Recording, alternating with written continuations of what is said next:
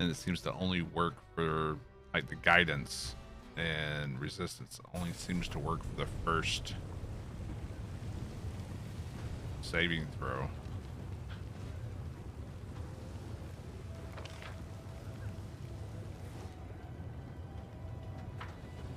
I'm curious.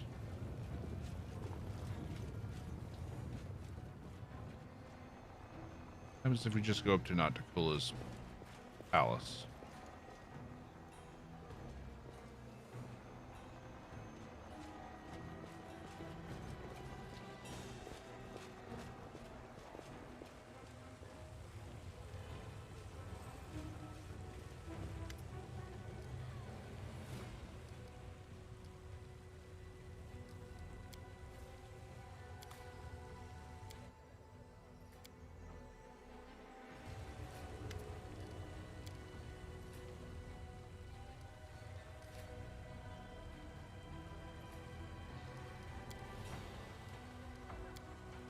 I'm sure this is going to end well.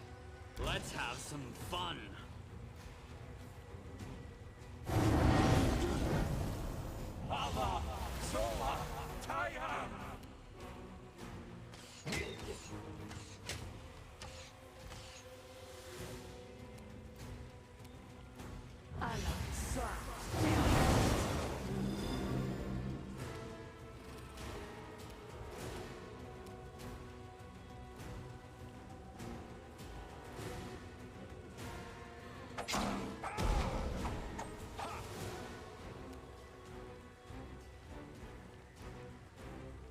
Oof. 38.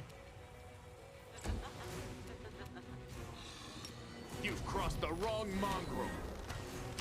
Hold on. Let's at least put up Trucy. I'm not sure. I don't think we have that up.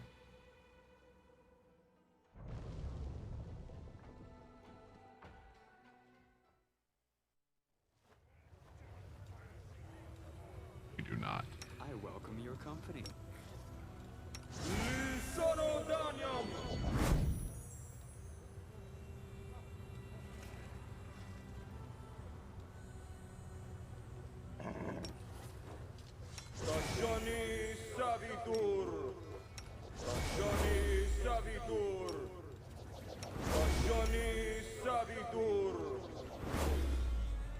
Okay, we still have. He doesn't have. He has it.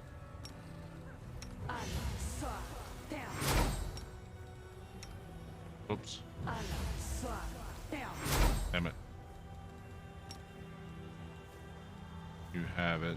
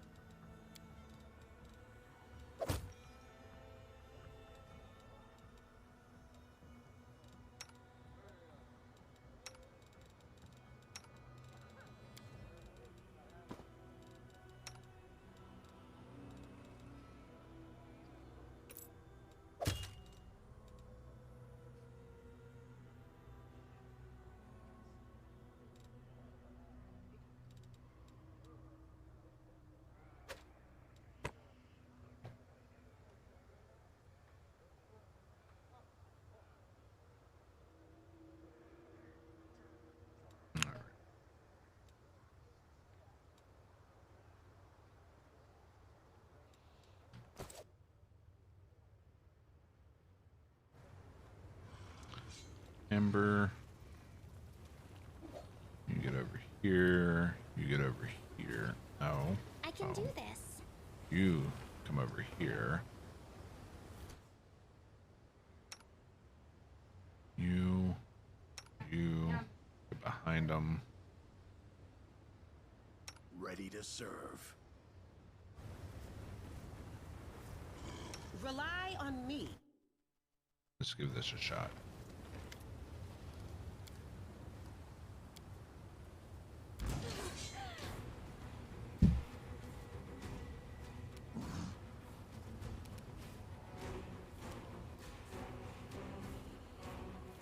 I got this.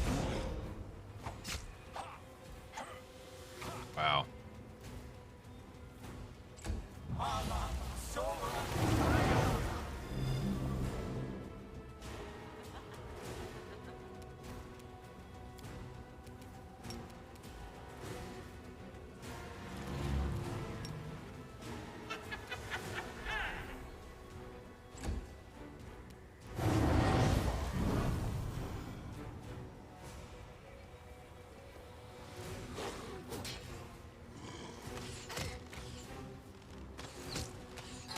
Wow. They really don't like Ember right now.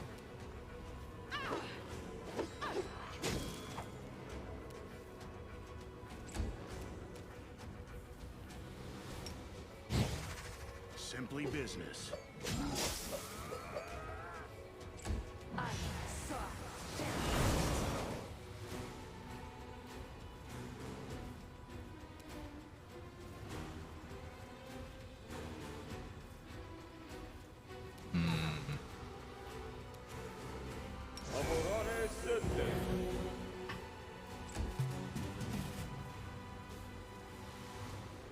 Damn you!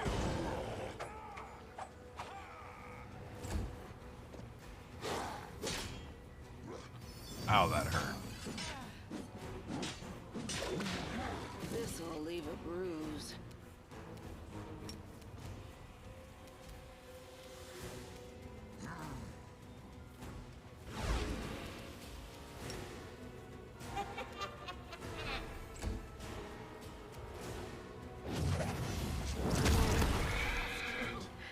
Damn, son.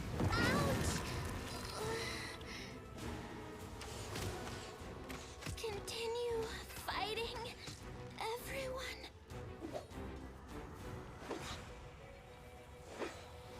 Okay, so I made a huge mistake. I got that.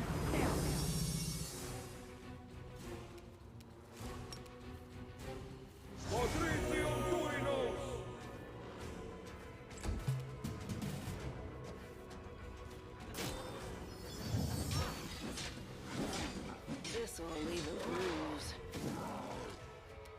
Damn, son.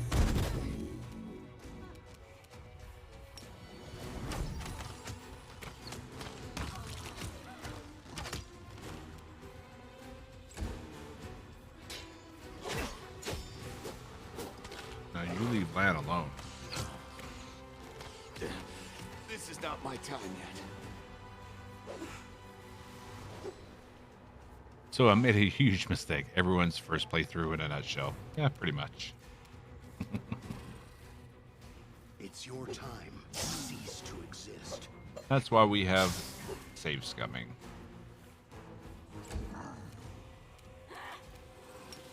Let's do this again.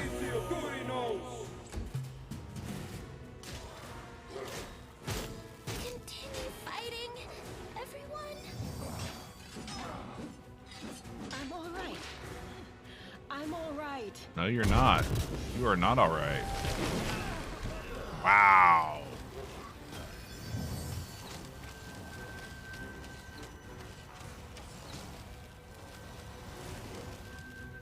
Damn. You're in my way.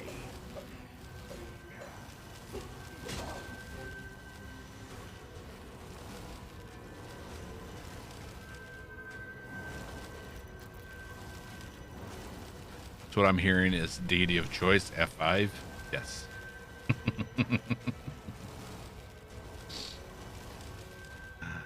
Martin Morningstar, thank you for the follow. Yeah. So many mistakes made. He should not have done this. At all. Alright, let's go back to what we were doing. This is it? No. Here? I was trying the Shamira conversation.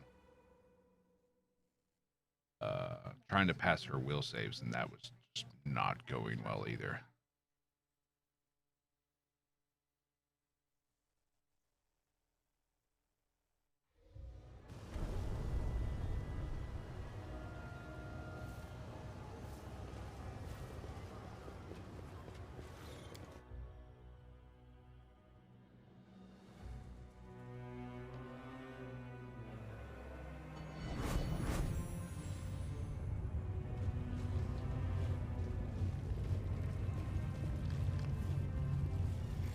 Yeah, the save throw, like basically, I can pass the first saving throw with guidance, Smile, the world's not ending just yet.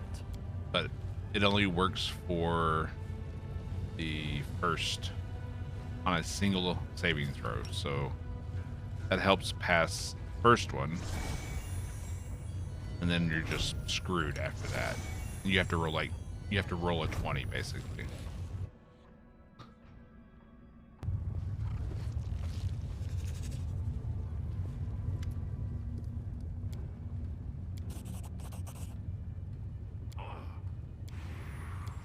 Oh, we actually failed it.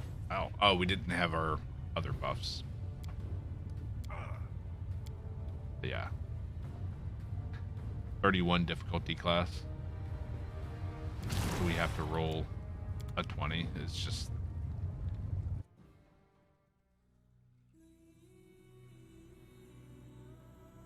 the +4 willpower helmet. Don't think so.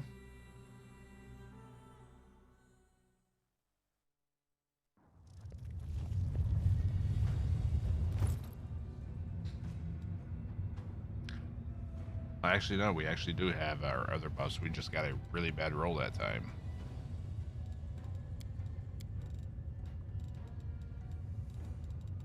Yeah. That's AC. That is worthless. We've got... yeah. +6 to wisdom. Just gives us a +15 will save, or a 15 will save, but yeah. No, it's using our modifier, which is only a +3.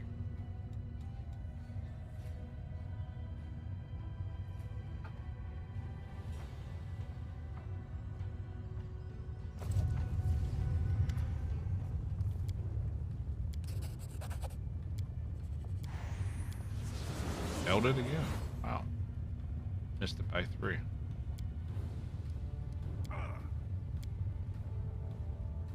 Yep. Missed it by 8.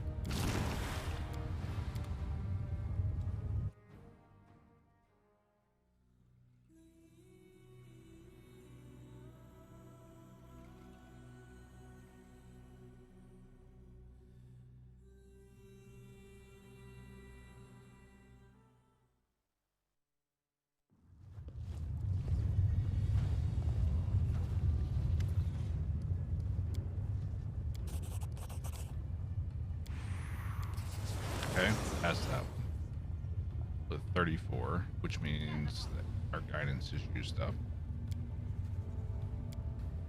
Failed that one. Oof.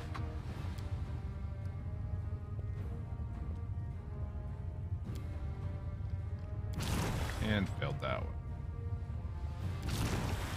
It's just an insane save you have to make.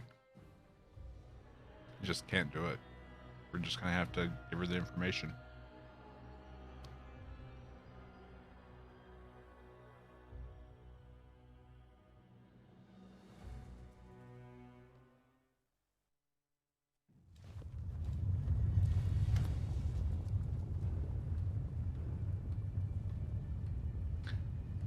Asking for some gacha game level luck, yeah.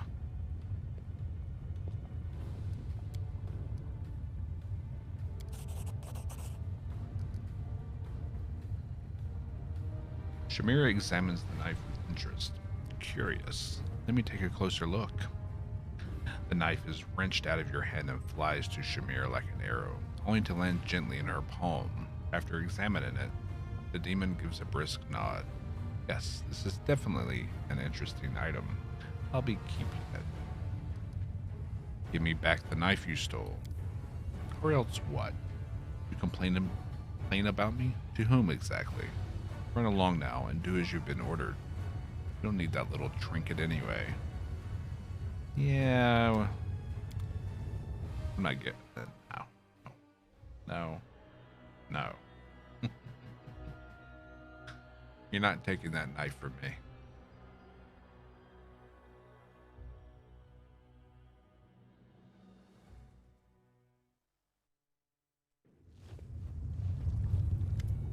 I mean, to be fair, this person is like second in command of all the, well, not all the Abyss, of Alushanira, so.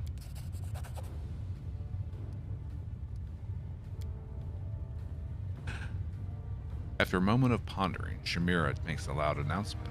You have handled my secret task fairly well, though I was expecting you to do it with more skill. Take your reward and leave. My interest in you is at an end. I have no further need of you.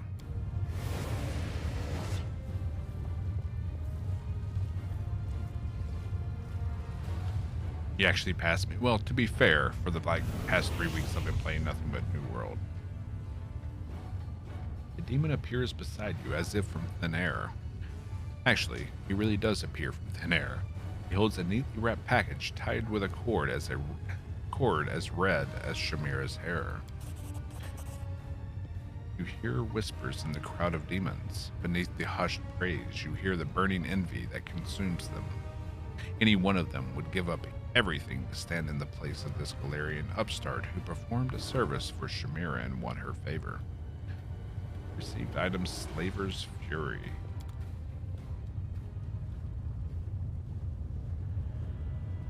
Okay.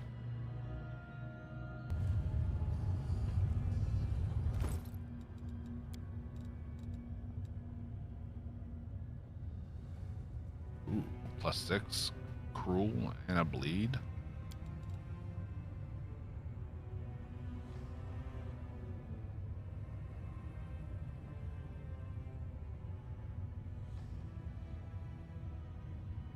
Okay.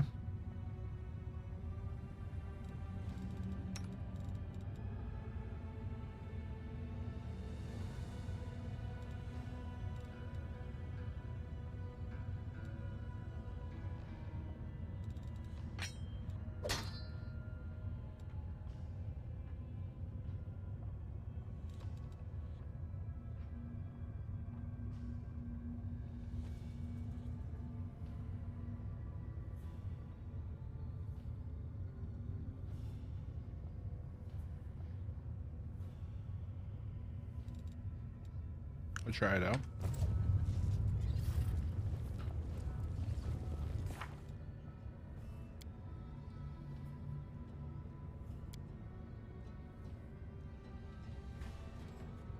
So now what?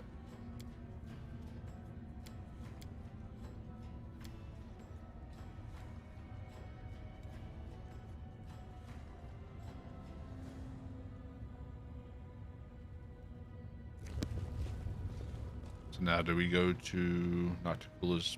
You are most curious, mortal. You're rather intriguing yourself. There's a reason they call me Nocticula. Nocticula. I've mispronouncing it the whole time. My words and thoughts are shrouded in darkness. I take it I finally have your attention. Yes, your arrival in Alashanira was quite impressive. Rumors have reached me even here, behind my locked gates and my wall of valiant guards. Rumors of a remarkable Galarian taking my Alashanira by storm. I'm asking for an audience. You have my permission to enter the palace. Go there and wait. I will arrive when the time is right.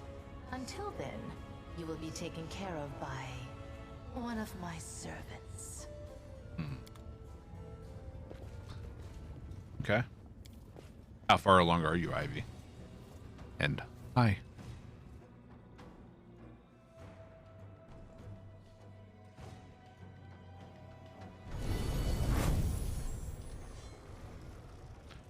Okay.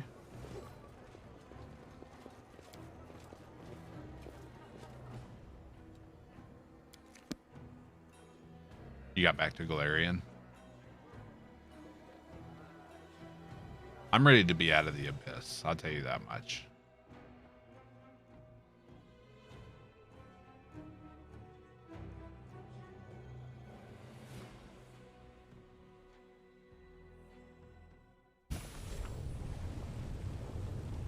Yes, this is my first playthrough.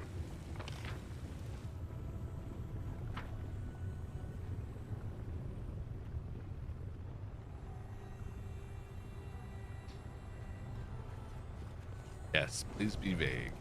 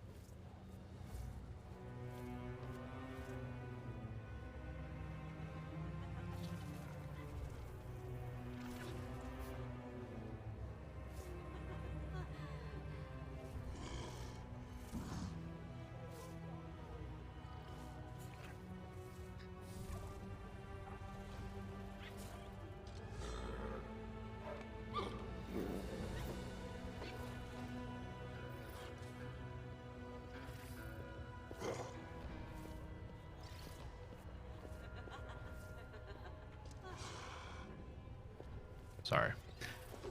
Good conversation with the wife.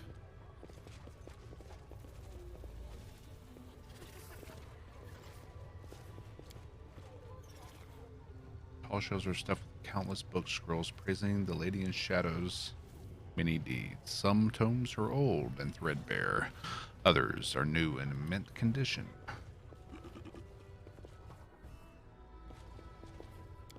All right. The ink on the page is still wet. The book tells of the murderous massacre committed by the Lady in Shadow among the Colossus demons of the Midnight Isles. Seems it happened quite recently. Got this one. Lady in Shadow's library is called the Vault of Graves. It contains the biography of everyone whose life Aticula has ever taken, and her victims are innumerable.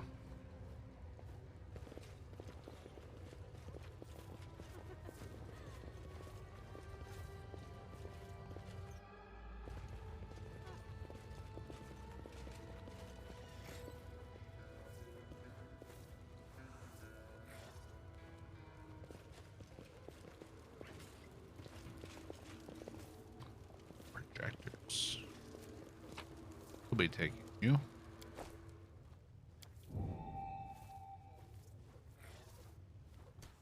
As you know, my dear addressee, given the scope of the planes, time is a relative concept, and in the abyss it can be even more unreliable. Therefore, I do not allow myself the vain hope that my message will reach you in time.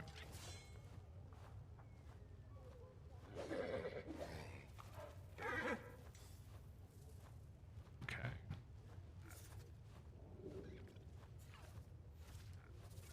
Your final question was about the possibility of a complete awakening of the memories of a mortal life within a soul that has already passed through Pharasma's judgment. I will send you the research and all the cases of which I am aware where such an awakening took place.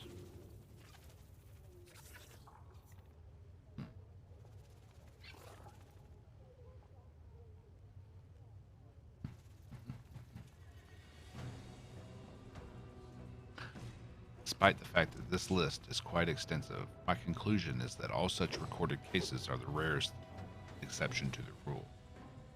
And with the absolute majority of souls, an occurrence such as this cannot happen.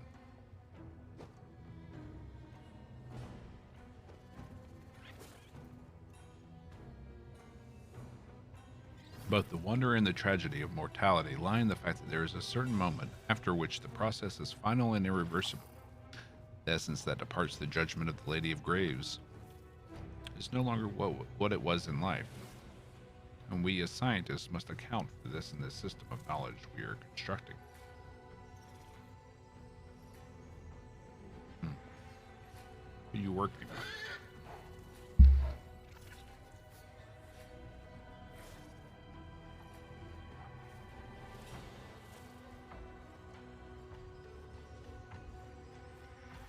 Okay.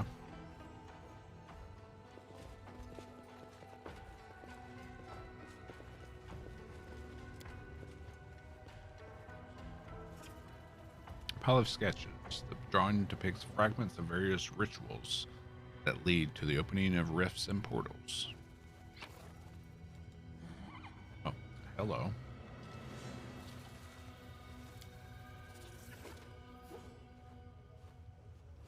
Many mortal researchers have ventured to turn their scientific curiosity on the phenomenon that is the world, noting that it appears to have a life of its own. Strange natural phenomena, spontaneously arising ruptures, unique vegetation, and living creatures found neither in Galarian nor the Abyss. Everything is constantly in flux, appearing and disappearing at unpredictable intervals. Though this movement and alteration, if not through its order, and detect logical functioning of the organs of a living being. The truth is that, indeed, the world wound possesses a semblance of life, and its very structure presupposes a connection to a living soul. This line of reasoning sometimes leads me to unscientific implications. Namely, if the creation is in essence a reflection of the Creator, then we can say that the world wound is a reflection of my soul. The world wound was created and then improved, and at the same time, being of duality was cobbled together from the essence of the Abyss and the essence of a mortal soul. Normally, this process requires an essence taken from a creature with strength comparable to that of an imperial or abyssal lord. But there are ways to circumvent this requirement, in particular through the use of an Nahindrian crystal's rare power. In this section, I refer to this as being the key, an instrument that allowed me to significantly expand and strengthen my original creation. Due to his dual nature and connection to the world, the key was given the opportunity to obtain amazing powers. However, everything has a price. The world wound is linked to the key, but the key is also linked to the world wound, and carries it in his soul like a deadly affliction. This affliction is indeed fatal. The duality of the soul grants amazing powers and primes the soul's owner for transformation and for the bestowing of incredible abilities. But this duality is also slowly killing the soul's owner. This is a problem I have yet to solve.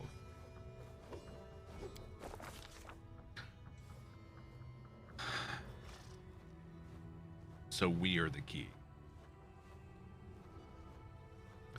First half of the lexicon of paradox lies before the commander. That which we call a rift is in fact close to the complete opposite, a stitch or a tie. Secrets of the architect of the world wound laid bare. All that remains is to absorb them, make sense of them, grasp their true meaning. The letters written by the hand of Aurilu Vorlish appears to have life all their own. A moment's inattention and they begin to disperse, changing shape and moving toward the edge of the page, as though they are planning to leap off. Focus on the text. Dress attention focuses on a couple of words that seem to have only just swapped places. The words freeze, as though they never moved at all. But out of the corner of his eye, the commander sees several words on the other side of the page begin to do a discreet game of leapfrog. Well, it's a good thing we read it first.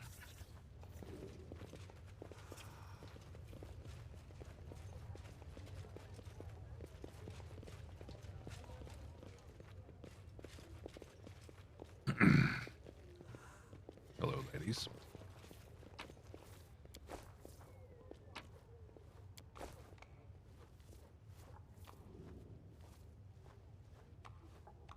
Let's see what we can do. Can't hide from me.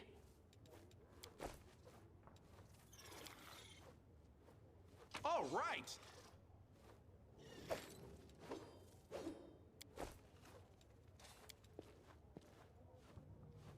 All right. All right.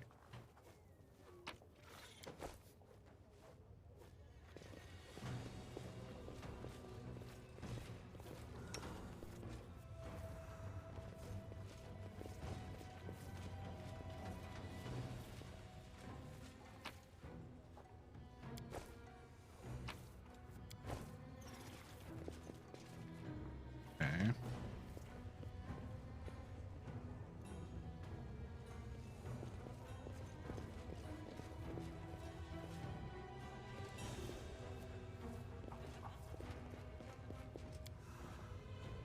Our Lady in Shadow, the Queen of the Midnight Isles, Articula.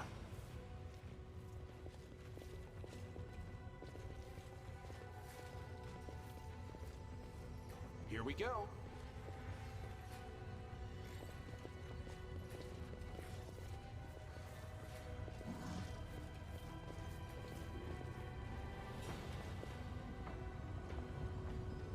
Arilu. Greetings. Greetings, Commander.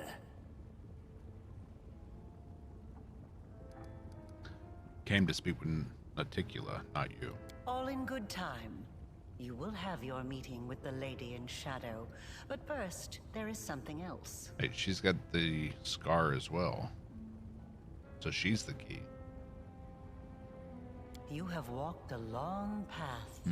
One where shadows constantly flicker at the edge of your vision, and questions multiply like flies above carrion.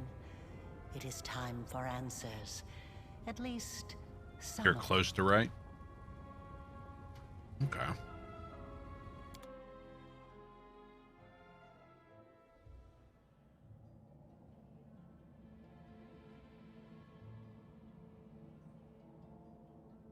Day 16, Aridus 4715. Experiment, transformation.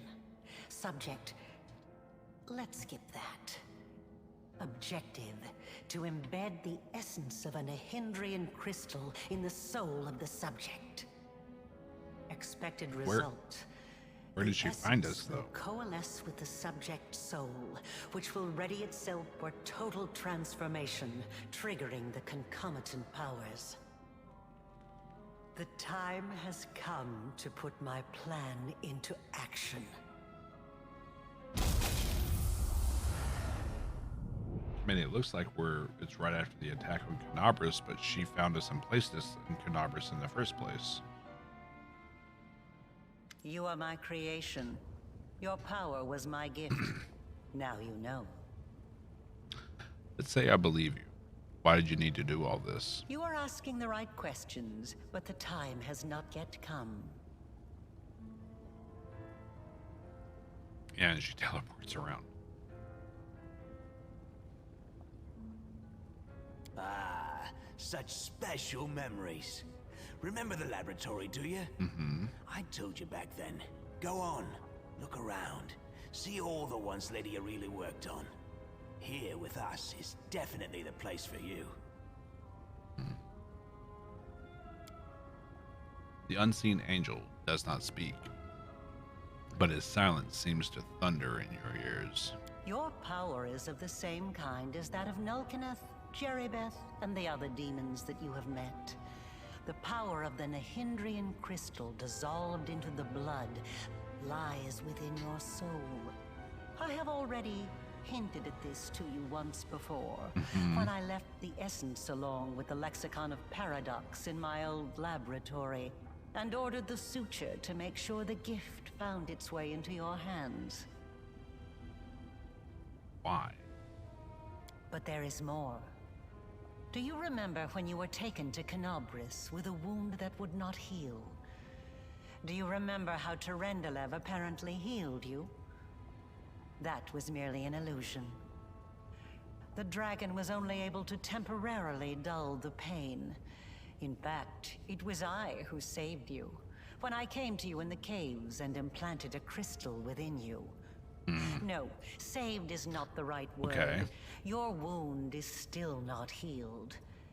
That is why your wound weeps blood from time to time, every drop of which burns your enemies.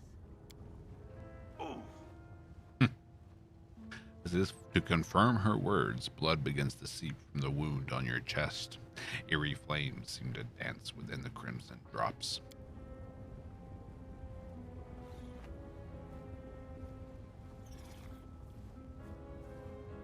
This is pure essence of Nahindrian crystal. My invention is far superior to the crystals used by Xanther, which were barely refined at all. It will give you new strength and help you to overcome the wound. 5 that still days until slumbers what? Within your soul. Take it. Darkest Dungeon Take 2? it, and you will see that this is the very It's not on power Steam that Store has yet. lived in you since I looked the this morning. Battle of Canobris.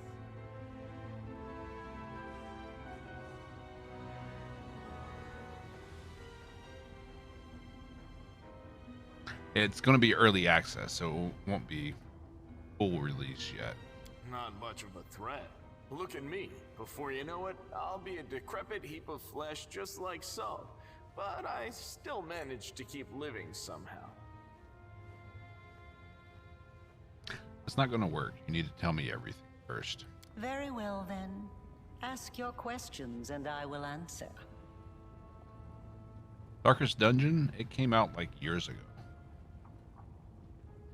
I mean, when you saw me playing it, it wasn't.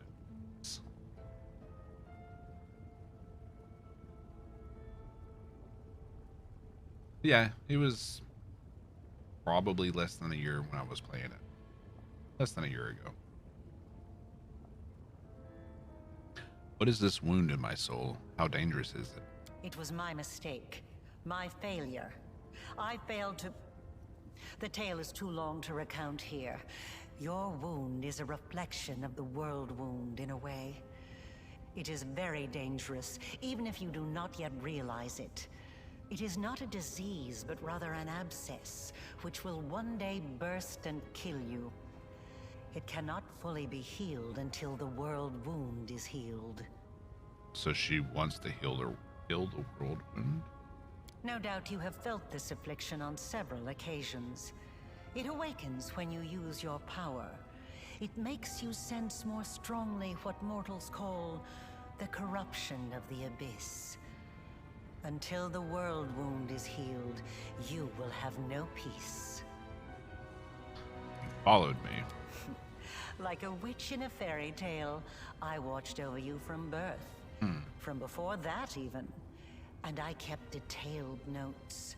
You were chosen and prepared for a special destiny. Aside from this, I helped you, even when you were unaware of my presence. I saved you and your unfortunate companions when you fell into the crevice in Canobris.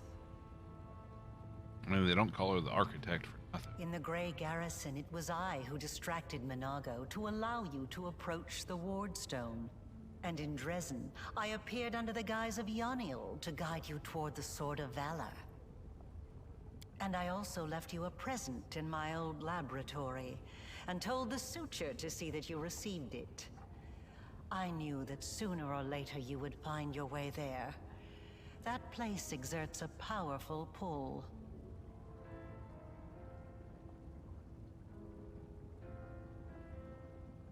In the pictures, it's looking like they're going with the Slay the Spire-esque path choice this time.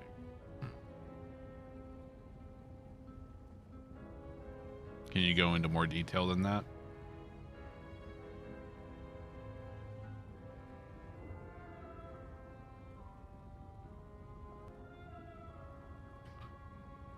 In that case, thank you for your help. You should help me out more often. Certainly. But do not expect me to solve all your problems.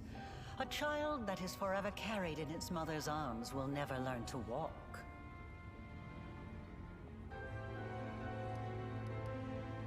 Why was the whole ploy with the lab necessary? You even sacrificed your servant, the suture, for it. You always have to sacrifice something. I wanted you to go to the laboratory to see with your own eyes what I had been doing and what I am capable of, so it would be easier for you to accept the truth. The laboratory is the place where I prepared your ascent. And the suture was the only one who I could trust to execute my plan and explain everything. After all, he too once experienced rebirth at my hands. And that is why I was willing to risk his life. So instead of having the maze of squares you walk through, you select out of 3 locations where you go. Okay.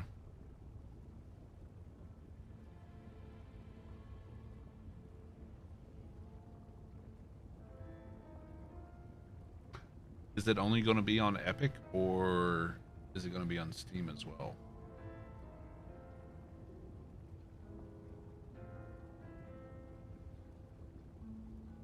Well, that's Darkest Dungeon.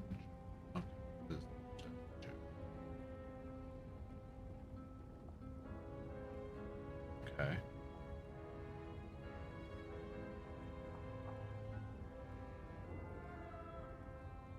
Interesting.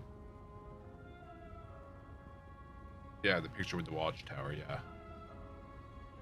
On the left, with the different paths. Okay.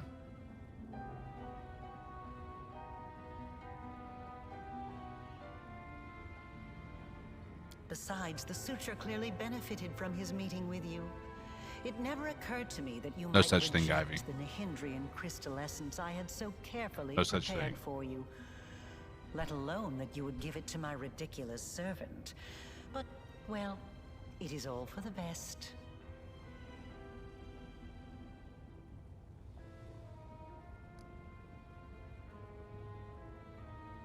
So he stalls me in doorways and stuff. Well, that can happen with any companion.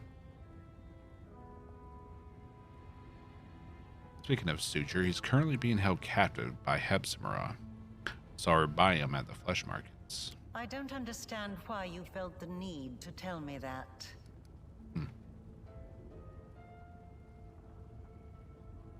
Darkest Dungeon 2 will be exclusive to Epic Game Store during its time in early access.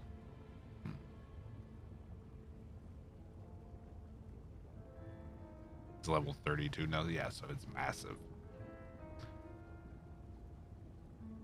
It'd be better if you just told me everything instead of playing mind games. Knowledge gained independently through research and experimentation is far more valuable than knowledge that is simply given. That is why I wanted you to go to the laboratory yourself. I just gave you a nudge in the right direction. Tell me about Nehindrian crystals. Start from the beginning. Nehindrian crystals are formed from the solidified blood of demon lords. Their properties are not well known, even among the inhabitants of the Abyss. And there are reasons for this. Acquiring the blood of a dead demon lord is very difficult. After a demon lord dies, their body is instantly absorbed into the Rift of Repose. Only the Lady in Shadow knows how to kill them in a way that allows her to preserve the bodies of her fellow lords and transform them into a solid state. That means that Nehindrian crystals cannot be obtained anywhere other than the Midnight Isles. Or rather, it was impossible until recently, when I managed to experimentally obtain a crystal from the blood of a still living lord. You saw the result.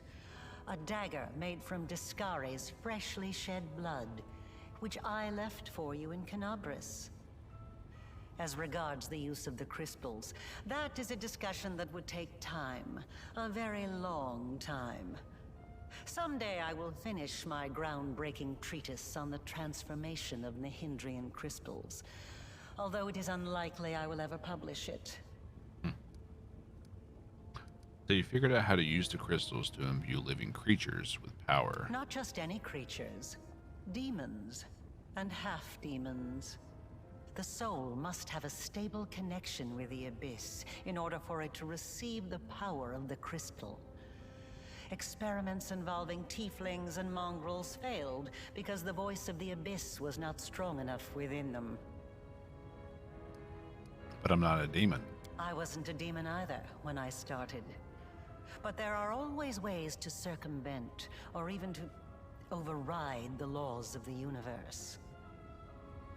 I changed myself by knitting my soul together with the essence of the Abyss.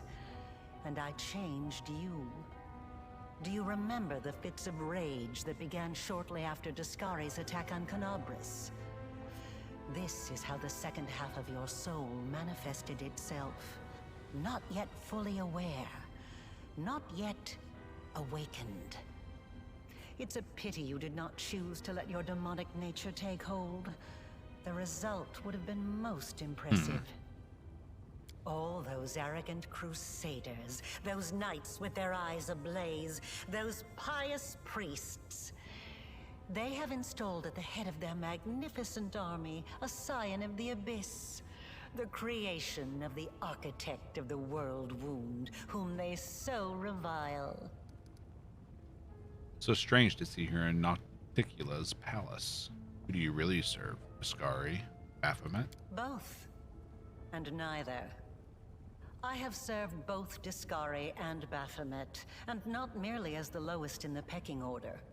But I do not think you'll be surprised when I tell you that to me, both of these mighty lords are merely convenient temporary sources of power. And their time is almost at an end. But the Lady in Shadow is different.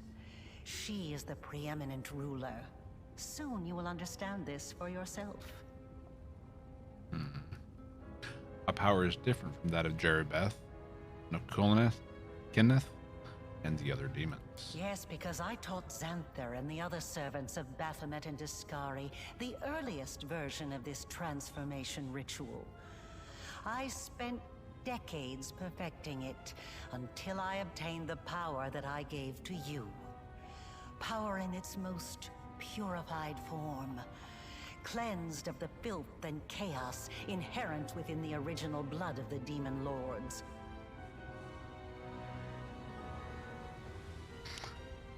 I don't know how to feel about this. Your power is as pure as thrice distilled water, but it resonates with other powerful sources of supernatural power, such as the Sword of Valor.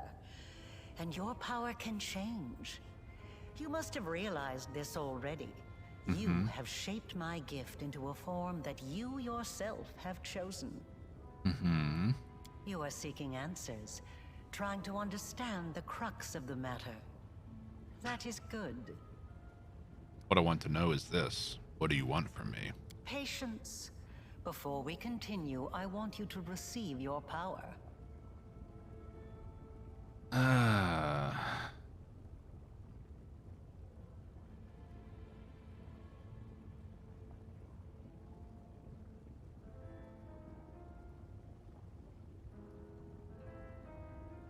I don't know.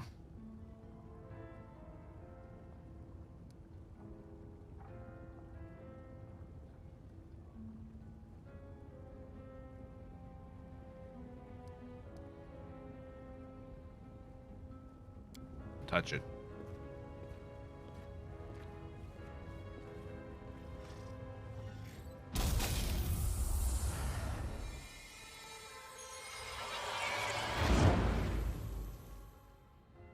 You touch the essence, and the power, so familiar and clear, flows through you like a river. The power that courses through you is so immense, the wound on your chest closes up as if it had never existed. Now you know. You truly know. Enough! Enough of this madness! I was blind. O Lady of Heaven, how blind I was. I saw holiness in the half-fiend's creation. Away! Away from this festering hole! I must bring this terrible truth to Queen Galfrey and save those who can be saved from this darkness. The angel's voice fades, and you can no longer feel his presence. He has disappeared. I want to help you close the world wound. But I thought you were the one that opened it. Aureliu's words are cut off by a quiet laugh. Sitting on the throne that was empty just moments ago is none other than Nauticula, ruler of Alushanira in the Midnight Isles, a powerful demon lord, and the one they call Our Lady in Shadow. Her red lips curl into an ironic smile, and her large eyes observe you with keen interest. You were about to say, we are going to close the world wound, weren't you, Aureliu? I see no reason to continue deceiving this mortal. Now I am convinced that he is quite worthy of serving me. I will even reward him with a modicum of knowledge about the events in which he is about to take part.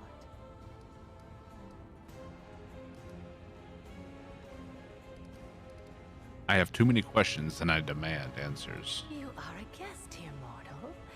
A guest of the Lady in Shadow, the vanquisher of many a demon lord. I am the only one here who is entitled to demand answers. You may ask your questions when I allow you to do so. For now, remember your manners and greet me properly. You've been sitting on this throne and listening to us the whole time? Naturally.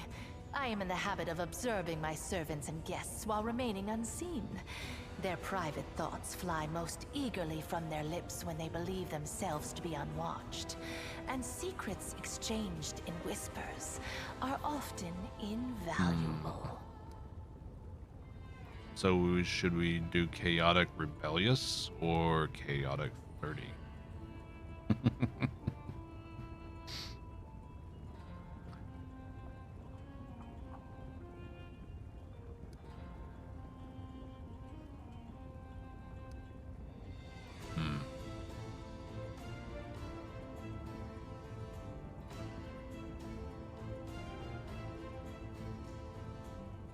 You like flirty? I see that rumors of your passionate nature weren't exaggerated. I have heard some rather impressive tales of your escapades. Have you now? I have had my eye on you for a very long time. You see, it was at my behest that Lady Vorlesh imbued you with such incredible powers. But I was curious to see your worth as an individual, not as Lady Vorlesh's creation. Thus, I decided to postpone our meeting and see how you'd fare in Alushanira, and whether or not you could win respect and power among those not so easily impressed by outstanding magical abilities. Well, you've passed my test adequately by proving that your character and your will are stronger than the Nahindrian powers Lady Vorlesh has vested in you. Okay. You are wise, my lady. However, only those who have never known or forgotten what it is like to be mortal can so easily dismiss the importance of power. To be someone whose life is fragile and can be cut short at any moment, like a candle snuffed out by a gust of wind. It is a shame your angel has left you, mortal. I would have liked to talk to him. I don't expect I will get another chance, as that celestial buffoon's days are numbered. You were able to see the hand of the inheritor despite all his enchantments? The herald of that upstart goddess. Here. Yes, although his defenses were quite intricate. A commendable precaution on his part, as word of the hand of the inheritor descending once more into the abyss reached the Echo of Discari almost immediately. Mind you, vindictiveness and guile have always been among his best qualities.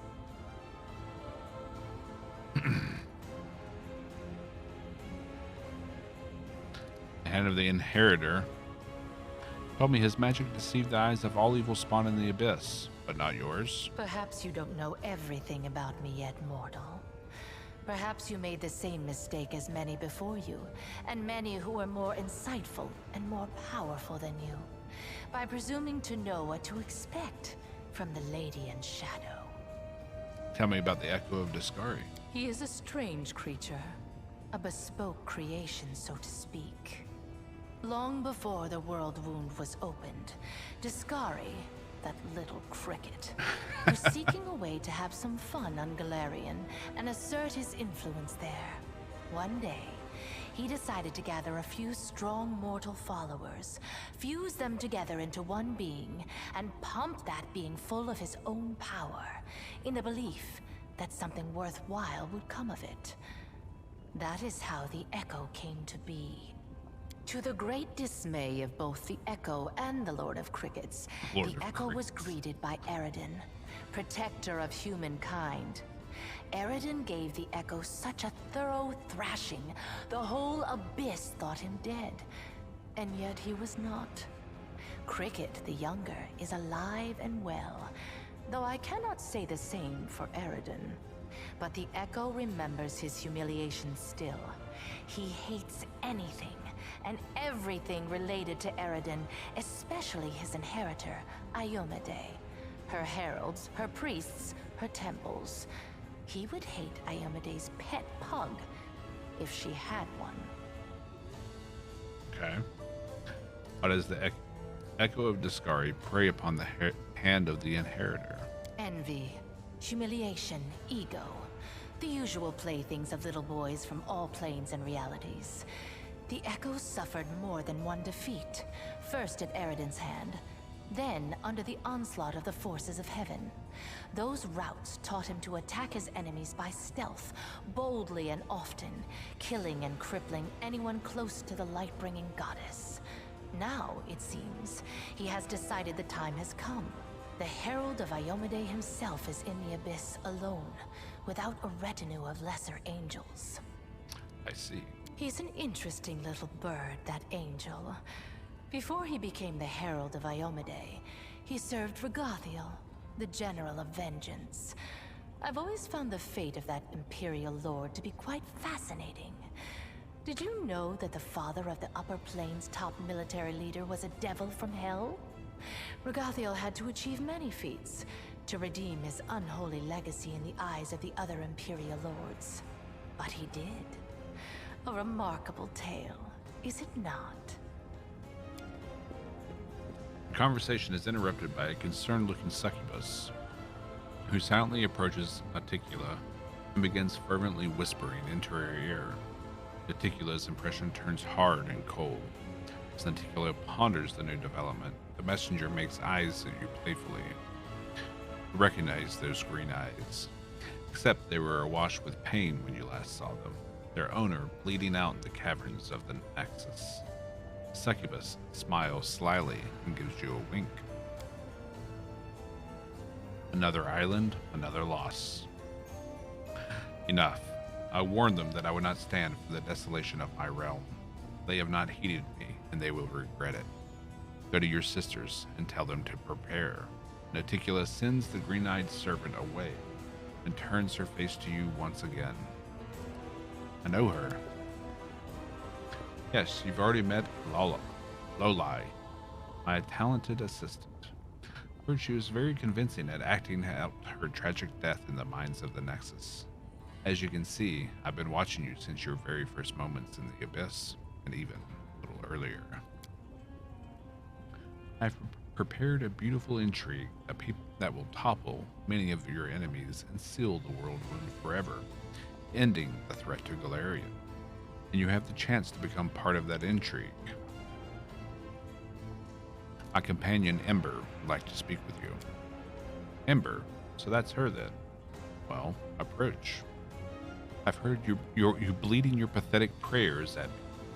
You have some nerve addressing me with such nonsense. Did you think I would simply repent, renounce my status as a demon lord? Do you have any idea what I had to do to acquire it? Wait, what is this? Tears are rolling down Ember's cheeks as she sniffles noisily. She presses her maimed hands against her heart as she stares up at Naticula.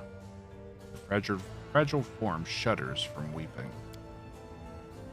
Why have you brought this simpleton here? This is Alushanira, not Nerosian. We don't give alms here. I can't stand these noises. Do you think you're the first to try to move me with a display of tears? It only makes me angry. If If you wish to speak, then wipe your nose and speak clearly. I know what you had to do, to others, and to yourself. I'm so sorry.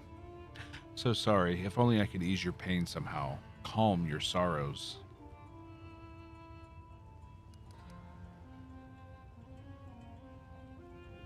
Should hear her out.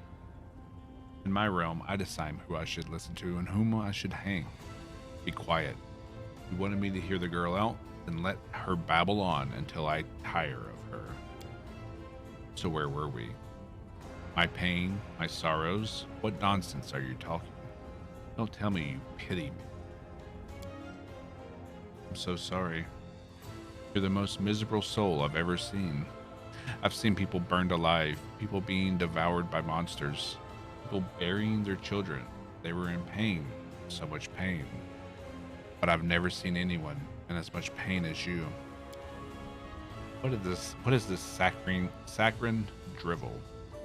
What do you know of me, Nat? I've seen your city. You were the one who built it. It's the way you wanted it to be. It holds all your dreams, all of your heart. And everyone in this city is suffering. Everywhere, all the time, every minute. All who live here are hurting and scared. If these are its citizens, how miserable must its ruler feel? This is what you brought her to me for? You think this infantile sniveling is worthy of my attention?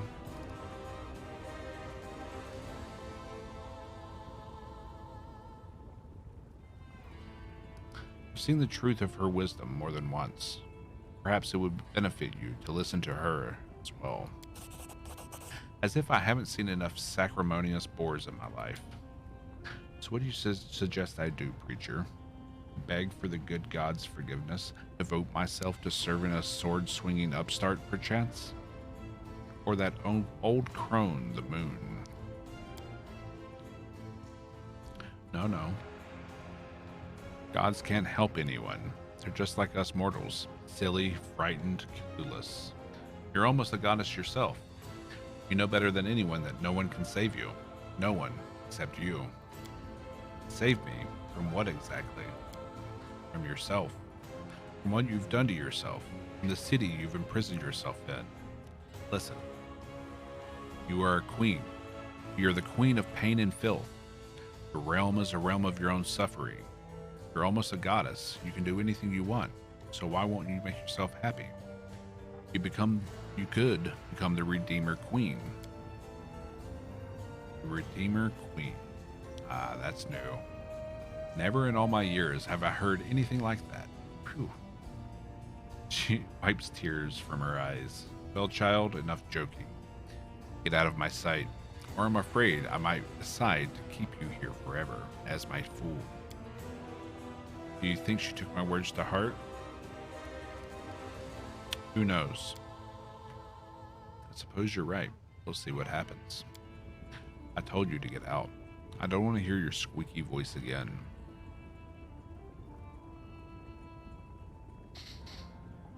Did it really create me? She certainly had a hand in your present state of existence.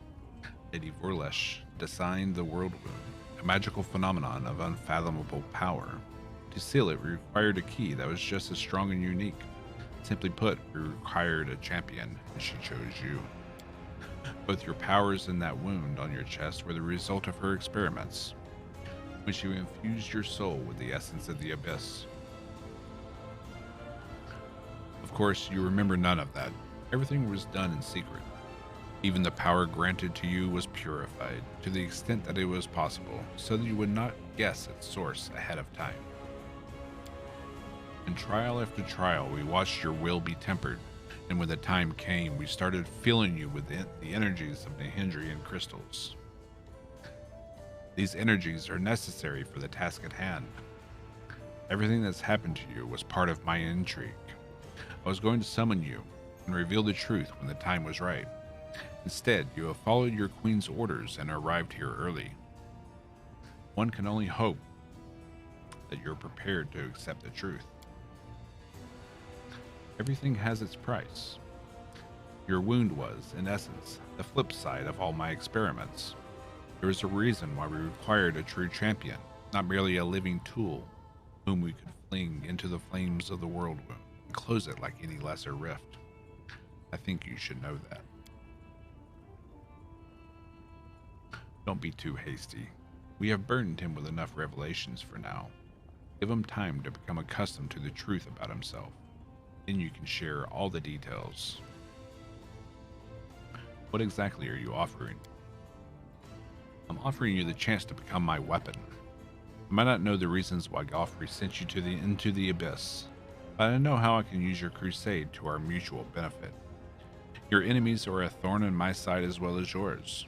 What's more, I've never schemed against Galarian, nor have my warriors taken part in the conquest of your plane, at least not at my behest.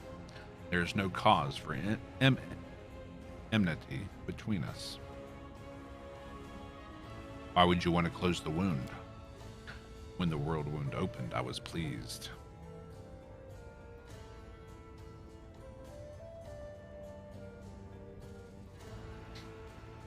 My realm was now connected to another plane. I wanted to make it into a crossroads of worlds, a place where demons, devils, and even angels could be. The wound was a convenient path along which I could advance my ideas. The Midnight Isles were not the only realm that had been linked to Galarian through the wound. Iskari and Baphomet now also had a way from their realms into your plane. Their servants flooded my islands and spread out across them like a plague of locusts, killing guests who were under my protection, questioning my rule. They were driven by their lust to conquer and enslave, whether on Galarian or in another abyssal realm. I was forced to shift my focus and express my discontent. Eventually, atop the bones of our servants, we reached an accord. I would let their armies pass, as they would comply with my wishes. While on my islands, of course, the accord is a polite fiction. Both the Descarites and the Baphomets are attempting to amass their power and influence in Alashanira to overthrow me. When they think I'm not watching, they break my taboos and revel in their own impudence. And worst of all, Lady Vorlesh told them about the Nahindrian crystals. They realized what kind of power the crystals hold. Now they are determined to mine every last deposit hidden within my islands. And once an island loses its crystals, it becomes nothing but flotsam, slowly sinking into the dark waters of Ishiar. With every island lost, my power is diminished. I could start a war and kill the plunderers, but a major conflict would hinder some of my other plans. So instead, I'll teach my neighbors a lesson, orchestrating their ignominious defeat at the hands of a mortal. What do I gain by serving you? A reasonable question. One must always serve one's own interest. Well, rest assured, you will be adequately rewarded. I will give you gifts befitting your ambitions. And my patronage, which you can certainly count on, will prove more valuable than any enchanted trinkets you could dream up. Someone's feeling generous. While we're at it, we might as well ask for immortality. Eridan-like divine powers and pockets full of sweet pies, right? I can grant you immortality as well. If you think I will only reward the commander for his service, you are mistaken. I could grant every one of you whatever you desire most. You, underground hunter, would you like me to rid you of this curse of short life that haunts your tribe, so that your eyes don't grow weak in 5 years and your arms remain strong? I would love that, but I'll have to pass. I don't know what price demons demand for favors like that, but I'm sure I've got nothing to pay with.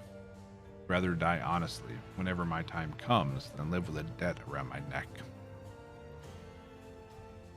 Such a good-hearted person. Like, he could just unsaddle his entire tribe with that burden. You're so powerful, why do you need me? If I were to make a move myself, it would start a war. Not that I'm afraid of doing so, but it would hamper my more important plans. Baphomet and Dascari could never best me, but they could sow enough chaos to spill enough blood that visitors from other planes would shudder at the mention of Alushanera. No, I will wage war on my own terms, in the shadows, and I will remain unseen until I drive my blade into my enemy's back. And since Galfrey happened to send you to my realm, you have the honor of becoming my blade, mortal. Be glad you're wielded by skillful hands. We should also reveal exactly how our blade will be employed. We can discuss the details later, when the moment is right. Now is not the time for idle conversation. How exactly do you plan to close the world wound? It's a complicated magical process. You will receive precise instructions once you've captured the Threshold Fortress on Galarian. There, at the exact spot where Lady Vorlesh opened the world wound, you will be able to close it. But first, you'll have to crush the Guardians of the Threshold, and their forces are growing by the day. Hepzibah, Baphomet's daughter, is mining a large number of Nahindrian crystals in my realm. These crystals are her secret weapon. No army on Galarian can stand against them. You must stop Hepzibah. If you do not, your world will fall and my plans will suffer significant harm. At one time, I disclosed the secret of transformation to two servants of Baphomet and Dascari, Xanthir Vang and Mutasafen. It was a well-calculated gambit which bought us time and assured both Dascari and Baphomet of my loyalty. Mutasafen is Hepzibah's favorite. He oversees the transformation of her army. Hepzibah is currently on another island far from here. The route to that place is plagued by pirates, monsters, tempests, and other more terrifying dangers. Have you heard of the living bubbles of frozen time that swallow airships? And when the ships reach port, their crews discover they've been gone for 100 years? That's not the strangest occurrence you could encounter on your journey. I'm willing to provide you with a decent ship and an experienced crew. If you kill Hepzibah, it will stop her sinking any more of my islands, but without giving Baphomet cause to declare war on me. So what do you think, Commander? Personally, I'd rather take my chances rowing this another island far from here in a rusty bucket than make any deals with the Lady in Shadow. I'll steer. Why is it so important to kill Hepzibah? Dascari and Baphomet won't just stand there and watch you close the world wound. They'll send their armies after you, so you need an army of your own. And that is something the Crusaders won't have for long. Hepzibah is mining more and more Nahindrian crystals to empower her forces when she attacks Galarian. If you don't stop her, the Crusader resistance will be crushed, and their ranks of demons pouring through the world wound into your world will multiply 100-fold. You were sent here to cut off the demon army's supply of Nahindrian crystals, weren't you? Well, that's exactly what you're going to accomplish. I'll consider your offer and accept it, I'm sure.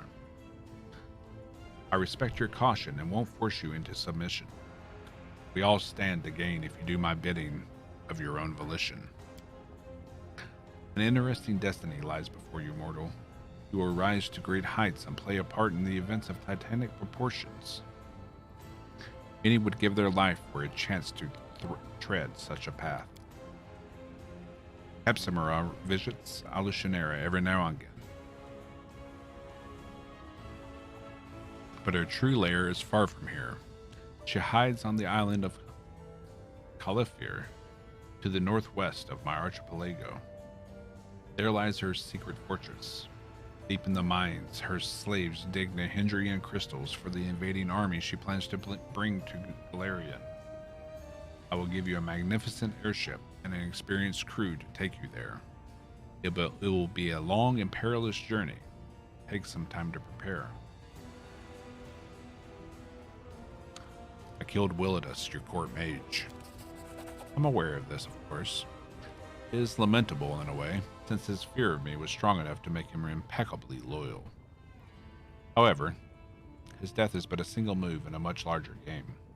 In games like this, losing a few pawns is unavoidable. Wish to inform you of treason. Is that so? Who is it you've decided to inform on? And more importantly, how did you learn of these traitors and how credible are these accusations?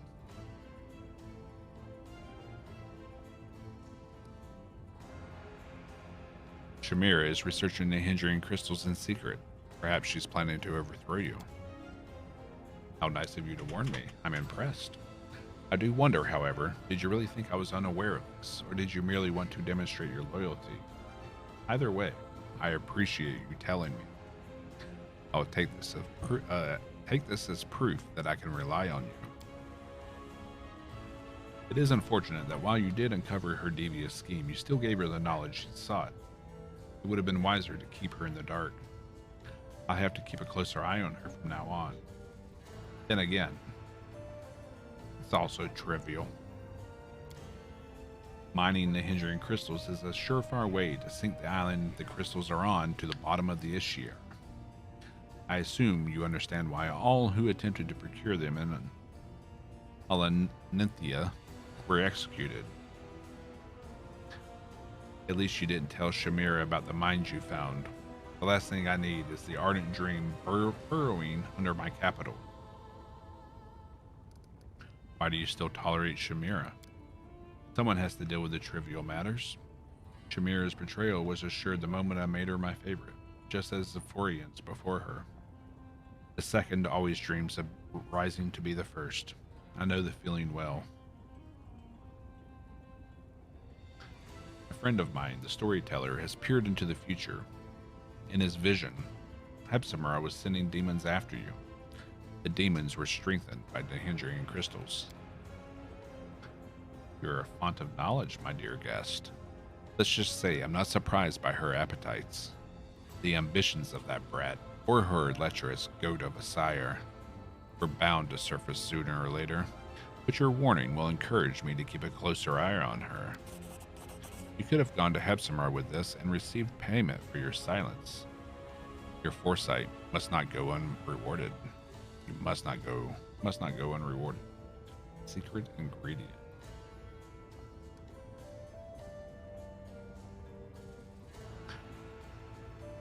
Your brother, Sokobanath, is here in the Isle of Shanira plotting against you. He wants to acquire Rilu's working notes. A trinket for alchemists, kind of OP. Okay. Would have been nice during my last Aslanti playthrough to make it this far and get that done, because we were playing an alchemist. I'm debating whether or not we should tell her this.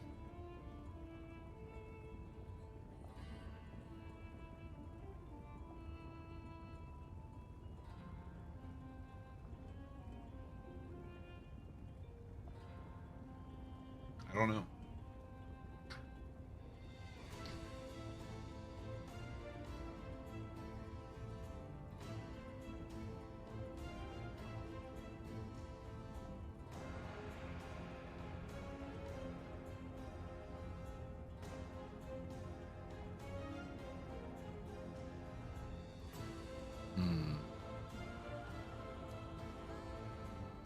Your brother is here in Isle of Shanira plotting against you. He wants to acquire Rilu's working notes.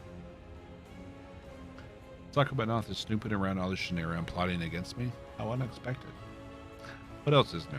Has Aroden died? Has the Starstone fallen on Galarian? Trust me, I'm very well informed on that failure's activities. I'm not troubled by them in the slightest. Although I am curious as to why he would want the lexicon. But he can keep wanting. He has as much hope as seeing it as he does inside my bedchamber. I ask you about other powerful denizens of the Abyss. Are you interested in one of my servants, or do you wish for me to tell you something about your enemies? What is your relationship with Rilu? She works for me, isn't it obvious? Lady Vorlesh is very talented. She may be the most brilliant and capable mind ever to come from your plane, and the guile she used to betray one demon lord master after another has impressed me so much that I offered her the position of my advisor on matters of magic.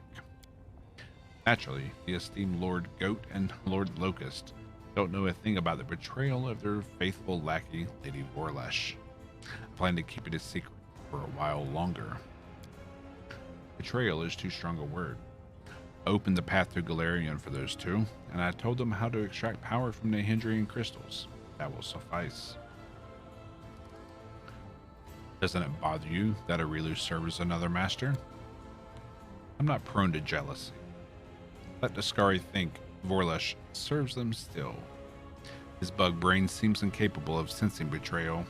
As for Baphomet, he, like any talented liar, is most vulnerable when he's trying to deceive someone else. He was so pleased to have fooled Dascari that he became blind to the treachery that was happening right under his snout. In truth, Lady Vorlesh's loyalty is mine alone. Loyalty is for fools. Shared interest, that's what rational minds rely on. That and fear. No one in their right mind would oppose the Lady in Shadow. How did Aurilu become your servant? When the world wound was first opened, it only led to Dascari's realm. But then there was another, more powerful breach. The wound expanded, and its paths now passed through my realm, and Baphomet's as well. Before long, all sorts of interlopers had heard about the power contained within the crystals here, and the Midnight Isles were soon overrun with agents from my new neighbors. They flouted my embargo, burrowing greedily into my rocks, stealing my crystals. The main culprit was one Aurilu Vorlesh. She was the one who discovered the energies of Nahindrian crystals. I had captured her and was about to carry out her agonizing execution. Lady Vorlesh offered me something I desired more than her death. She entered my service, and her main task since has been to close the world wound. Once it is sealed, my realm will once again be cut off from those of Baphomet and Dascari, and their slaves will no longer be able to infiltrate my islands with such ease. You remember the elven archmage who used to serve you thousands of years ago? He's still alive. We know each other. Really? He was well past his youth even back then, and now. Just how old is he? Can mortals even live that long? Well, apart from your immortal Aslanti? Say hello to him on behalf of the Lady in Shadow, and tell him that the one who replaced him has disappointed me immensely with his incompetence.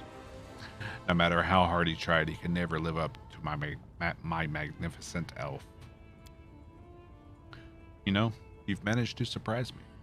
A rare occurrence for someone who knows just about everything.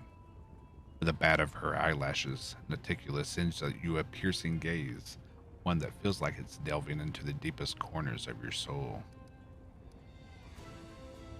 Are Baphomet and Dascari your allies? The Goat and the Locust? Allies is too strong a word for our relationship. Our connection was forged by circumstance, not out of desire to deal with each other. When the world wound opened, it tied your world to our realms. It did not join my armies with theirs, but I was forced into making peace with them, so as not to get bogged down within a tiring and distracting war. If I had the opportunity, I would have met them on my terms and expanded my territories at their expense. Unfortunately, this is not currently possible. By the way, one of them came to me with the offer of an atrocious alliance that involved conceiving little ones together. I'm still contemplating the specifics of my refusal. It needs to be clear and unambiguous. Does the name Sokobanath sound familiar? Sokoth Banath? Don't tell me fate has brought you and my upward brother together. Be careful with him. He never knows when to stop. He just lusts for more and more. Up to a certain point, it feels wonderful. I allowed him everything, but even then, he wasn't satisfied. One day, he decided he no longer wanted to ask permission. He tried to make me his property. and I would not forgive anyone for that. I had to remind him who he was and who I was.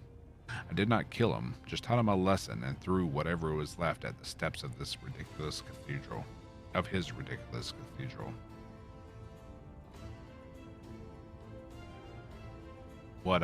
What's going on, Ivy? What?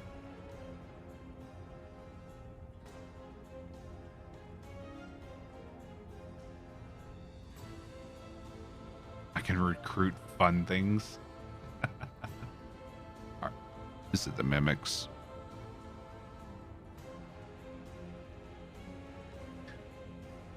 I am not a Zeta, I'm Trickster.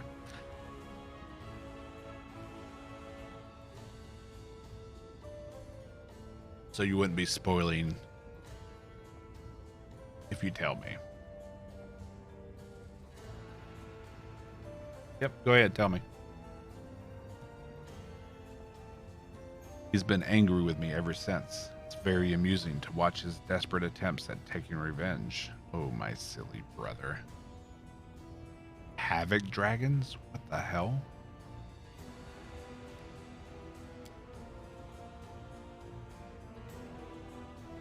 Well, that'll be come in handy.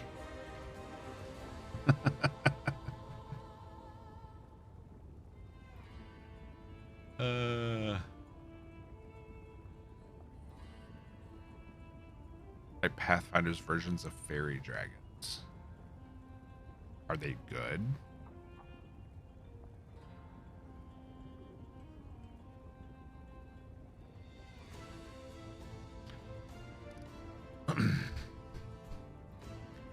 No idea. Well, let me know if they are. I want to know more about you.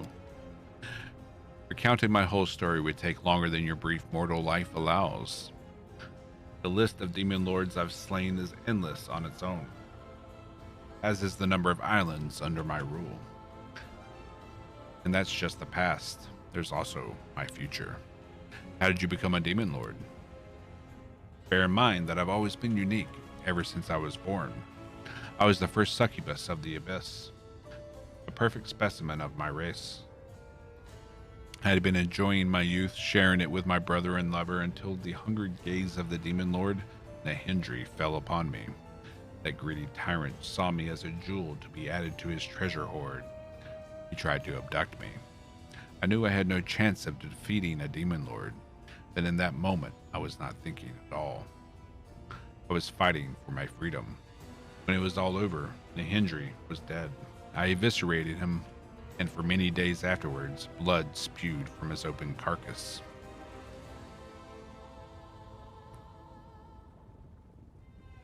We've got an archer versus bard choice and a tanky versus dragon choice. I mean, you gotta go with dragon choice, right? First, his body turned to stone, and then his blood, which had been flowing like a stream, began to crystallize into massive purple glaciers. Now do you see why they're called Nahindrian crystals? Perhaps they should be called Naticulan crystals, because as Nahindri's blood crystallized, so did my understanding of my power. Soon after, I began my campaign of conquest. I was cunning, swift, and the demon lords themselves trembled before me, knowing I could take their very lives. Take the dragons. Only when all the abyss spoke my name with terror and reverence did I decide that I had killed enough. I had a realm, I had power, and I no longer shared with my brother. I had servants, and most importantly, I had safety. No one has ever repeated old Nahindri's mistakes. No one has tried to make me their slave. Are the Midnight Isles really the corpses of slain demon lords? Yes. My realm is quite literally built on the bones of my slain enemies. Ironic, isn't it?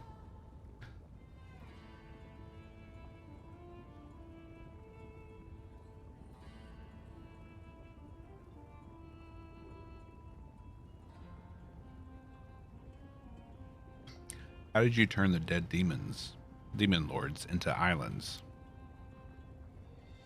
Surely you don't expect me to reveal the secret to you. There's no need for mortals to learn the weaknesses of demon lords. All I can say is that everything started with my desire for revenge.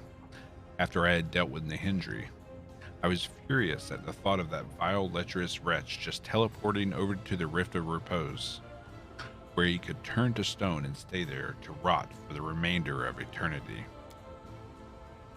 I wanted to trample his foul corpse, to keep his bloodied body within my sight forever. I yearned to display my glorious trophy to all of the Abyss, and that's when my power first manifested. I studied my newfound abilities and learned how to use them. Before long, I possessed not just one island, but an entire archipelago. What do you plan to do next? Subdue all the Abyss? Possibly. Or perhaps I have something grander in mind. The Abyss? Who cares about the Abyss? If I'm to depart for Caulifere, your guards must watch over my camp in the Nexus and all who reside there. I will send my assassins to ensure that no harm comes to your entourage. Be grateful for my patronage, mortal.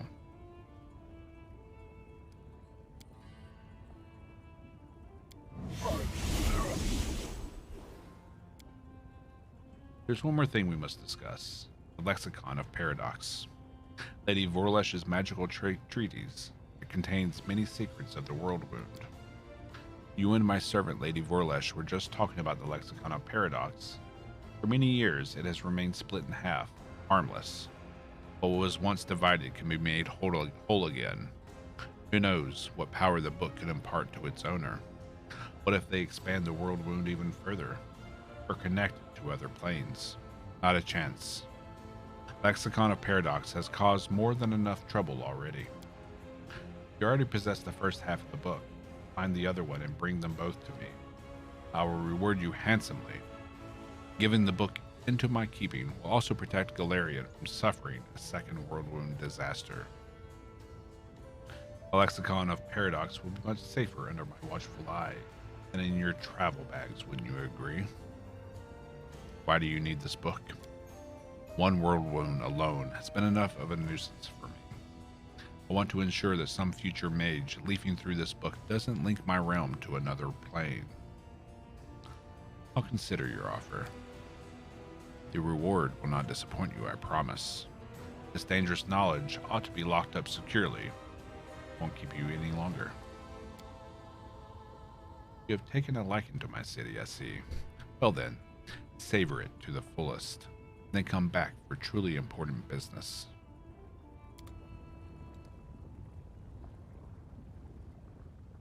Okay.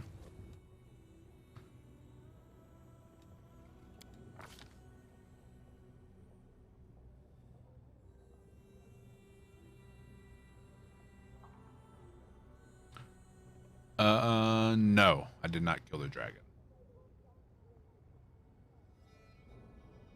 Beer elementals, they suck.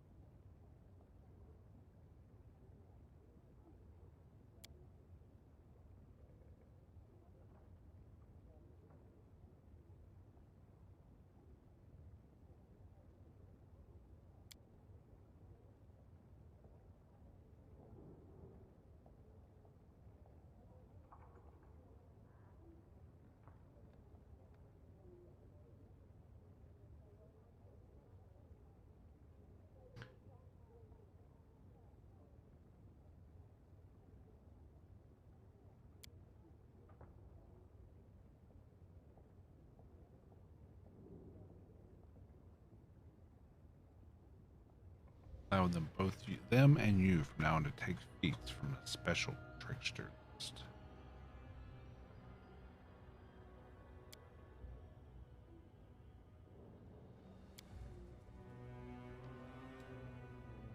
Okay.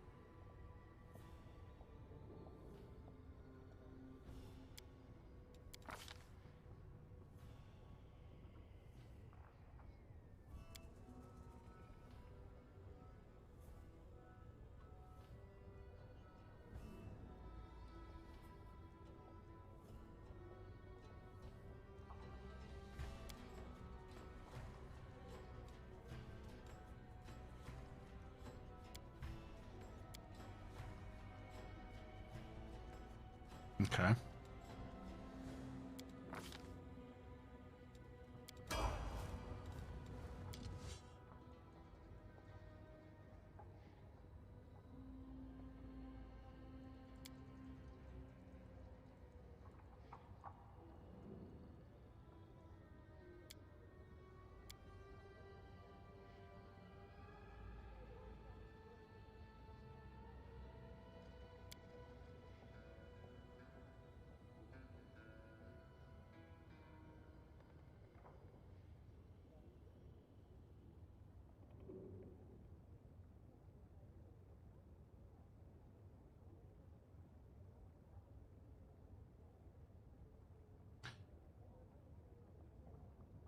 You somehow just got another dragon. I mean, it's a good thing, right? Add your shield bonus and your shield's enhancement bonus to your touch AC.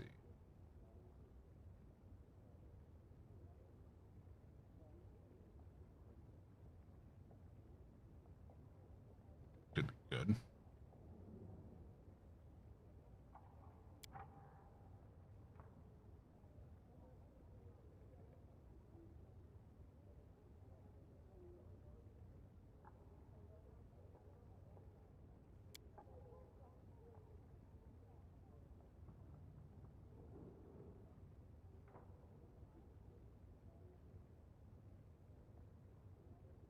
He goes on the utility belt. Like, okay.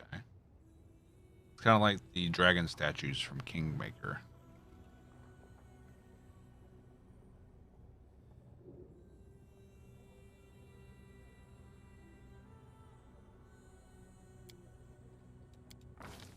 Mythic toughness, more HP.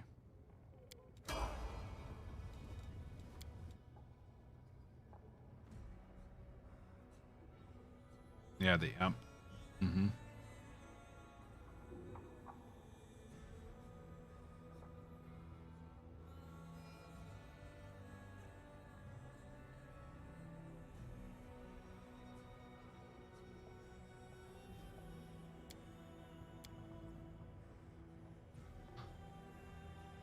You get a bonus equal to half your mythic rank on damage.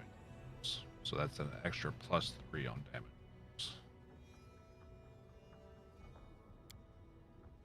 This double the bonuses on your attack rolls, weapon focus, and greater weapon focus. This basically makes it so he doesn't miss.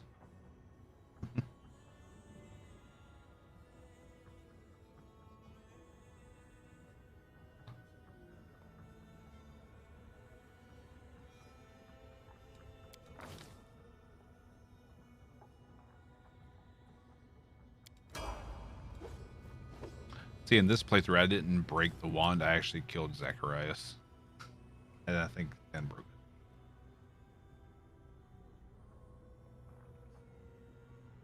it. This is Darren, right? Yeah.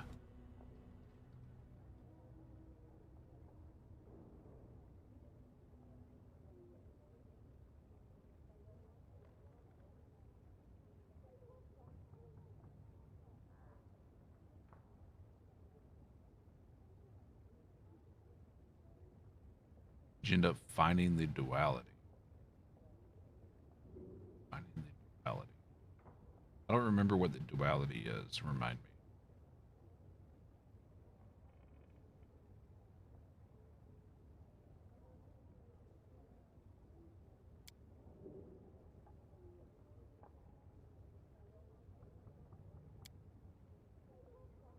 Item that summons devils or devas based on your alignment. Yes. Yes, we do have that. Actually, I think I have it equipped on The world's Darren. not ending just yet. Hold on. That's Axomites. Anchored duality. There it is. It's on her. It's on Ember.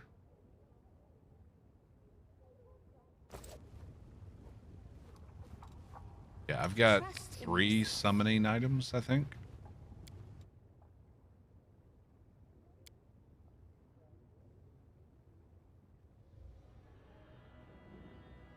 Okay.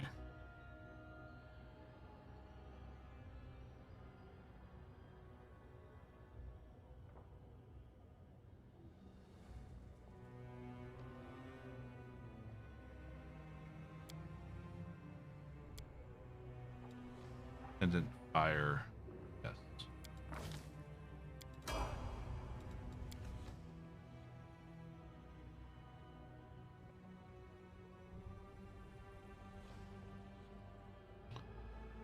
And you.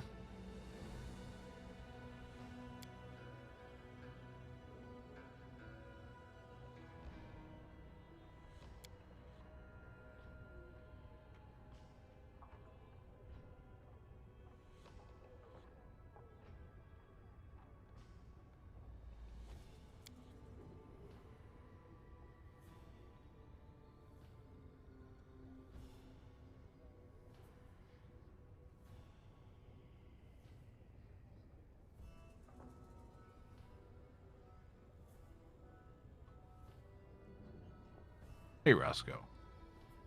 Have a good one, man. Appreciate the lurking.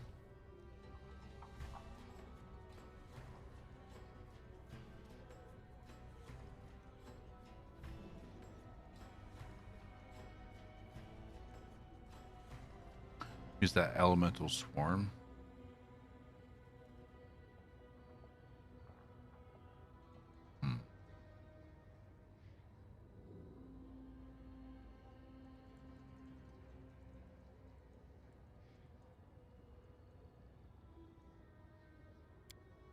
I mean, he's not currently using it. Perhaps we can respec it later. For now, we'll do flawless attacks on him. Okay. Honestly, I'm a little disappointed that we can't seduce Dicula. Or at least attempt to.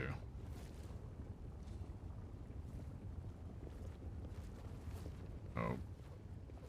Good girl.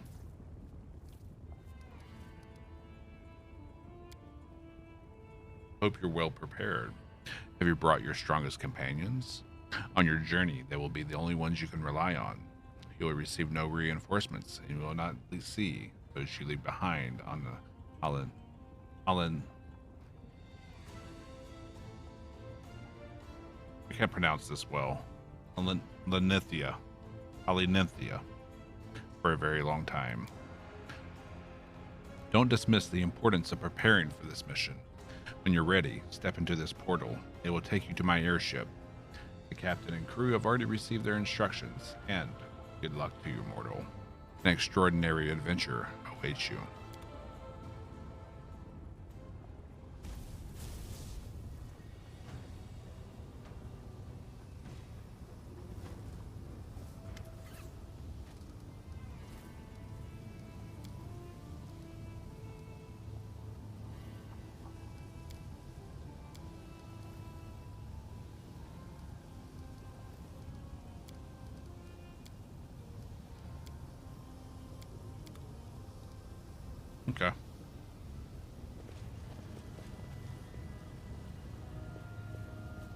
someone has to be unattainable, right?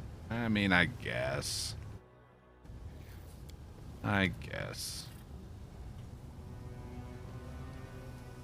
Approach the portal.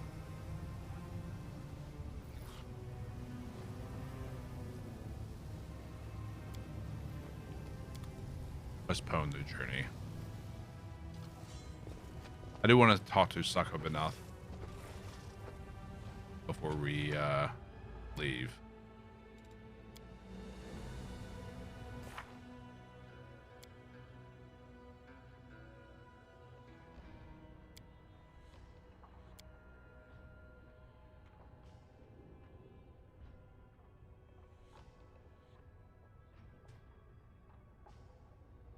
What's the reward for giving her the book?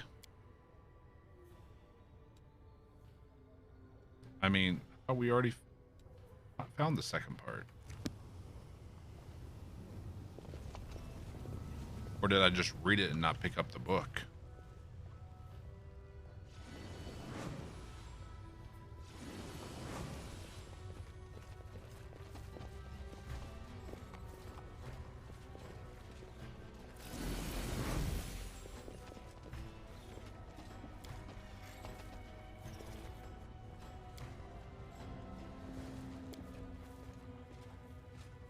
Okay. Oh. Here we go. I can handle it. You kept the book. Guess we can find out what it reward is by scum saving.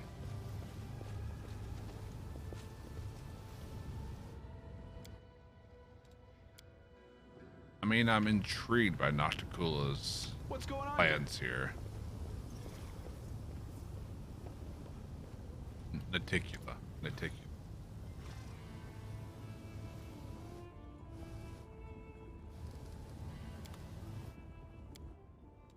Hard save it.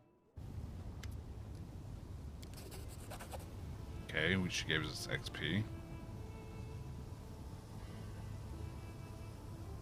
All your work on the council will have been for naught.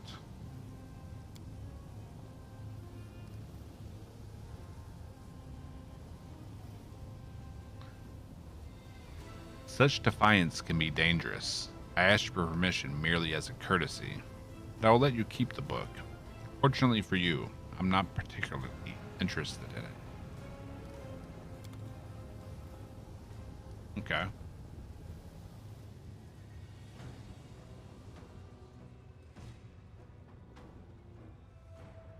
Okay.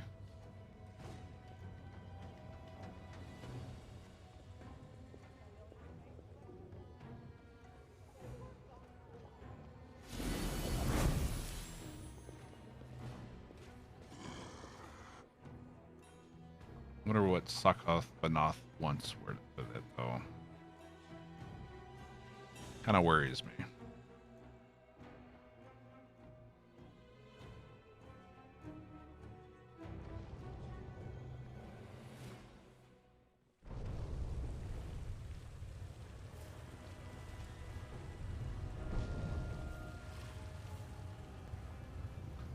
There's not a portal up here anywhere. Kind of sucks.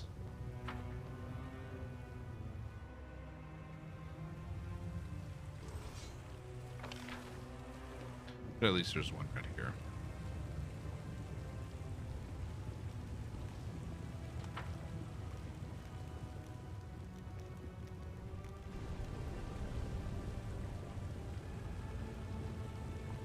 See, for the trickster path, Sako Banath asked you to get the book for him in the council.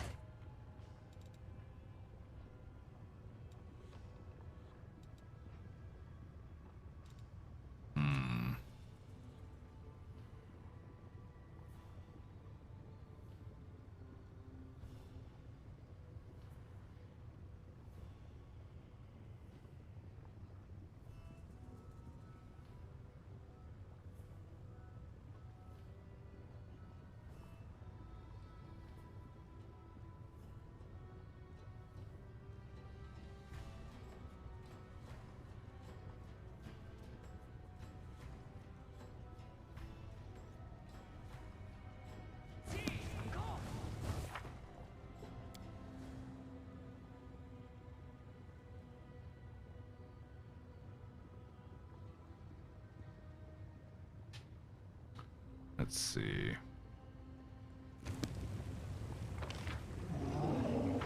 Don't remember where this guy is.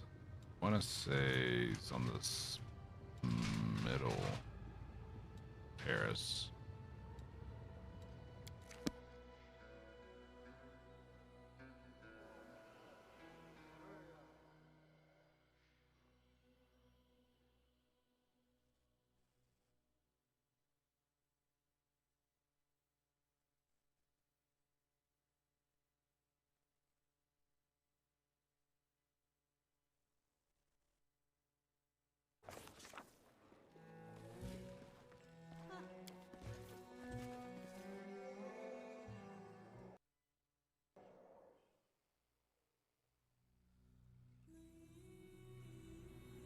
All right, maybe he. Well, let's check the map and see if he's here.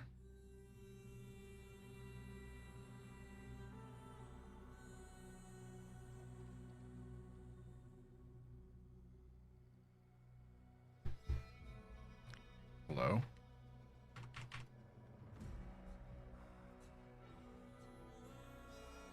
Hello? What's going on? Well, shit.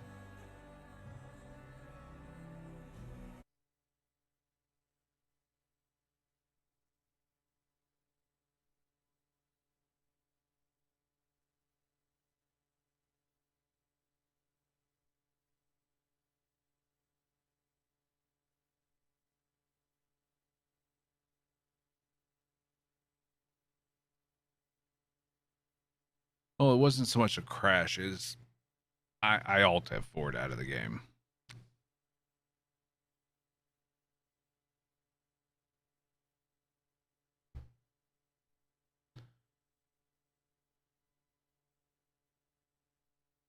I'm a monster. I mean, well, that's a given.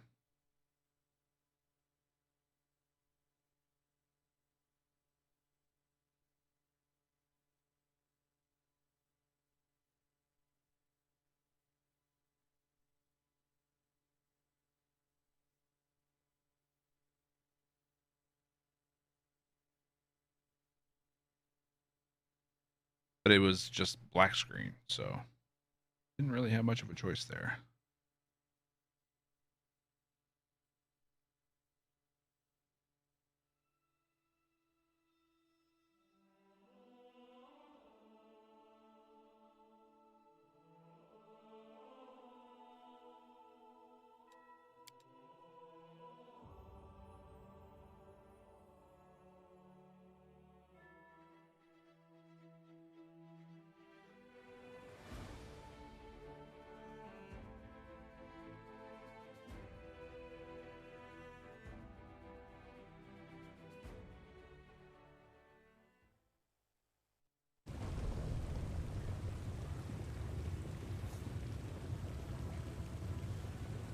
Okay. Luckily, the autosave.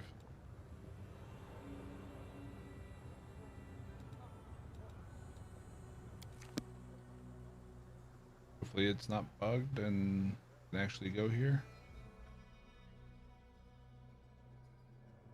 How are your meetings, Puffin? Your 7 meetings you have today.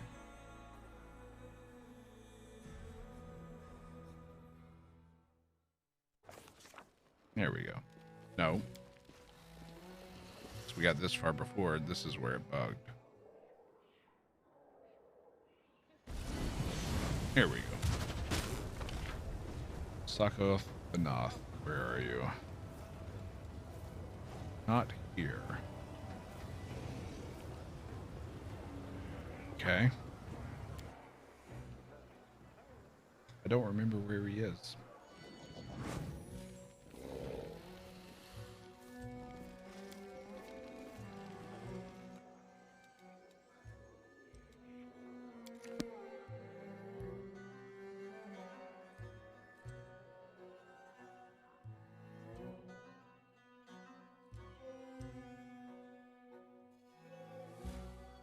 Land has 47 AC. Always be ready for the worst. Mine's at 36. Inago. It's not here unless he's just hiding somewhere that not showing up on the map.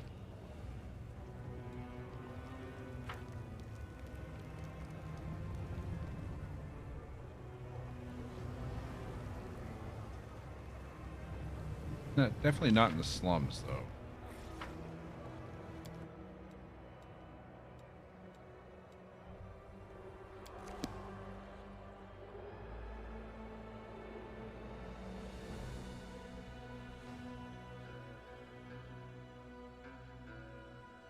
I'm looking for Sakoth Banoth.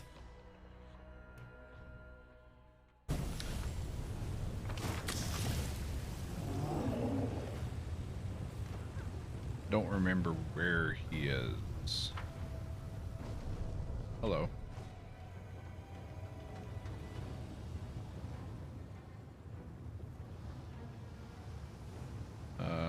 Is it here? It's here.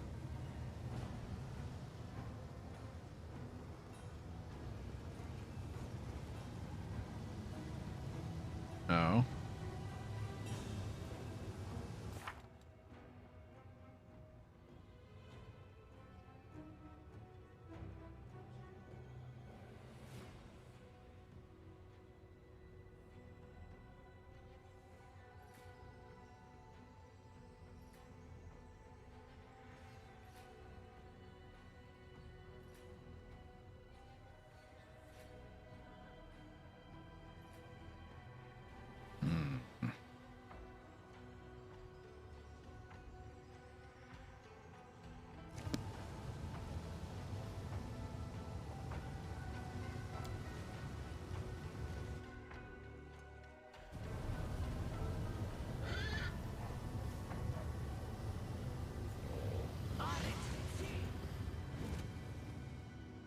He was on like one of these high rises somewhere.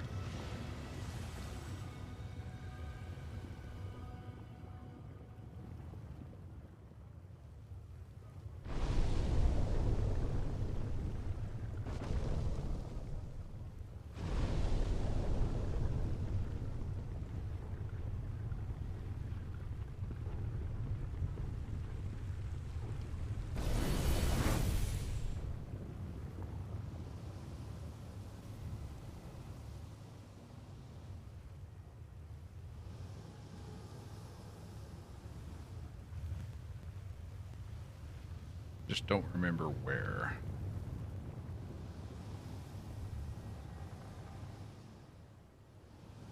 Could have been here.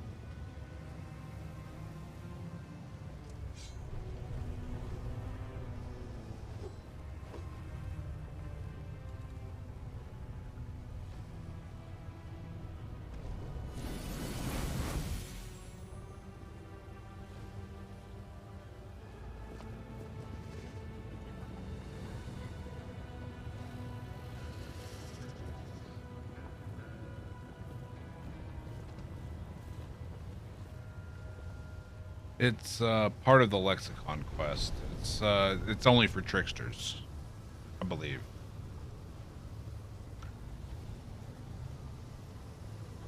But it's the demonic hide and seek quest. I just can't remember where he is.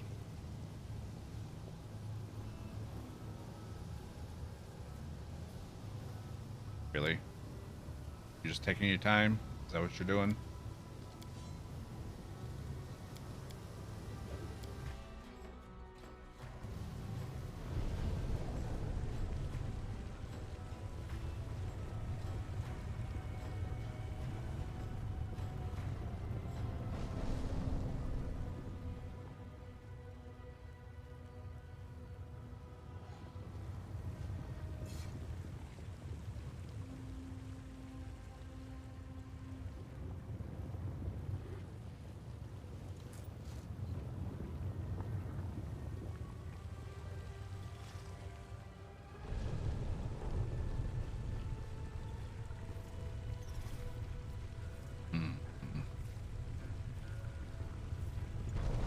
Beautiful.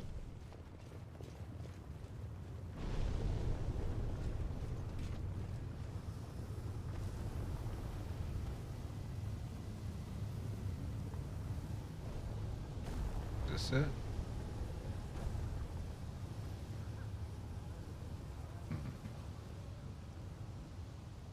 It was definitely an area that I climbed up, though.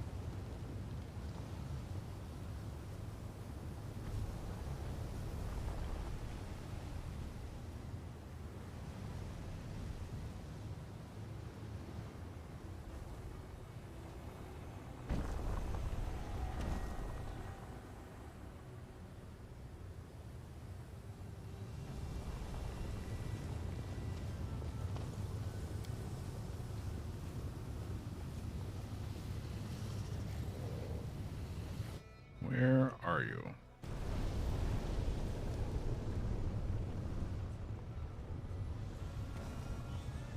It was in one of these like areas like that where he was.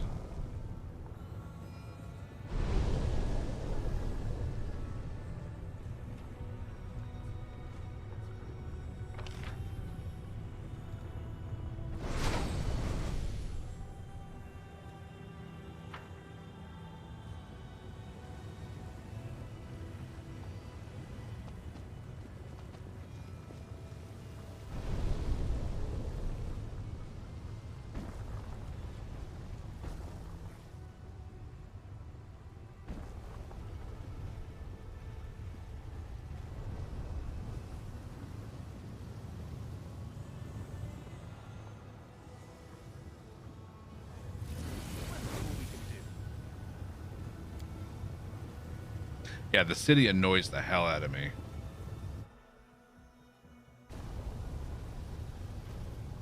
Completely agree there with you there.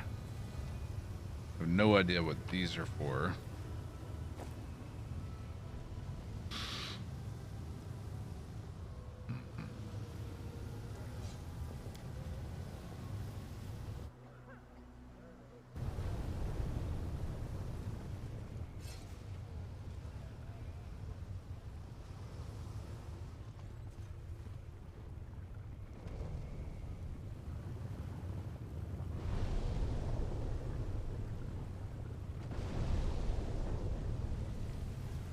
Nothing here.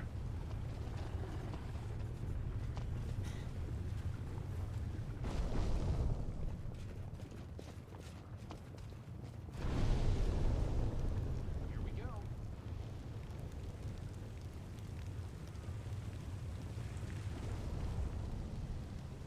Is this it here? There's a little small area, some commoner. I got excited for a second, thought that was him.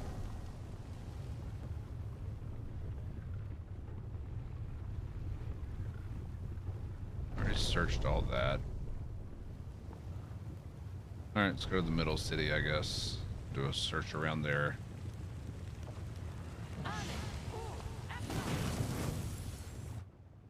Like this town is like the most maddening shit I've ever encountered in a CRPG.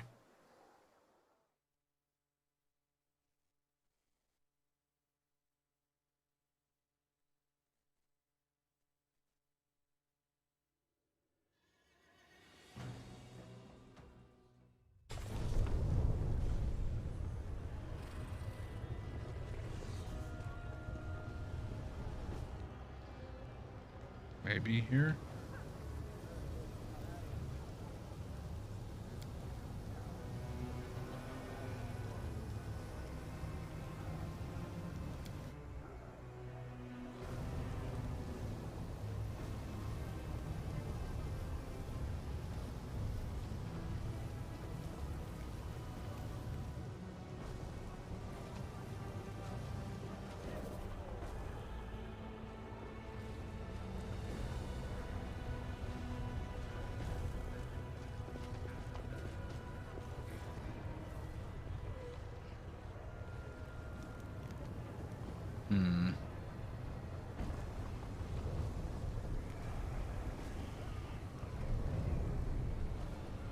What's up with this purple area here?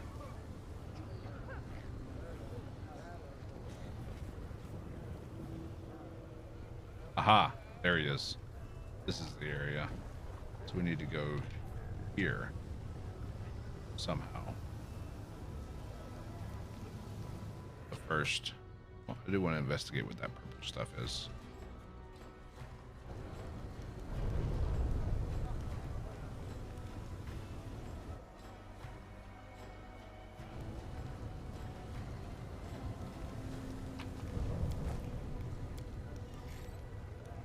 Into the Grim Mansion.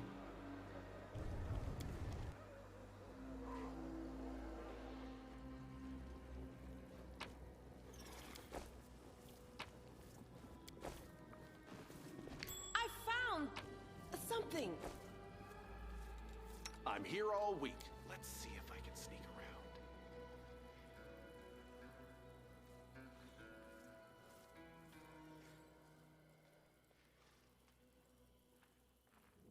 Disarm.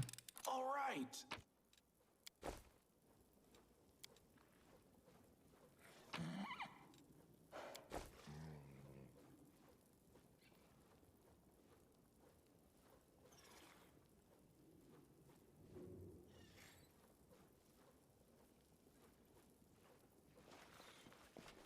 Okay. Can't make the demons wait.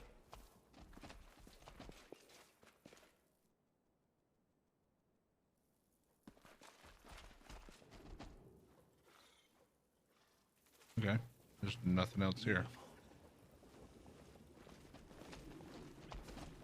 Weird. Yes, I am a trickster. How you doing, Zep?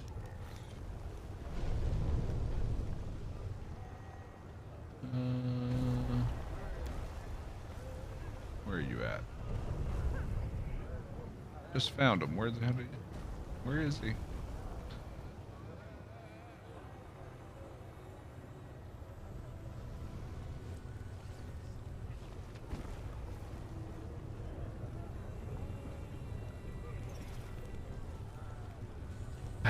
Where did you go? Assassin's Guild. Yes, here. So we go here, go down, and then up. Currently at the end of your trickster run. So I'm wondering, maybe you can answer this. Should we give the lexicon to Sakapanath, or should we give it to Naticula?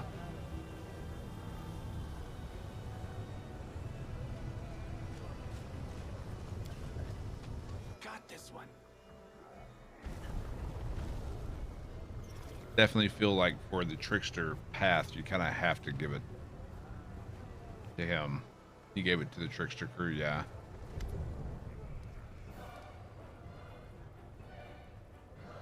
I have the second part of the lexicon.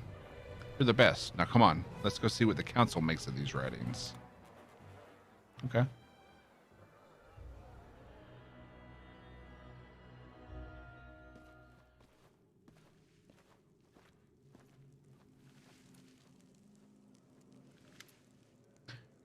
If everyone could please be quiet. This meeting of the council is now in session. Last time, we made some significant progress, thanks to the valuable contributions of our newest member. We finally started to work towards finding a solution to the world wound. There is also an interesting proposal that received unanimous support from the council.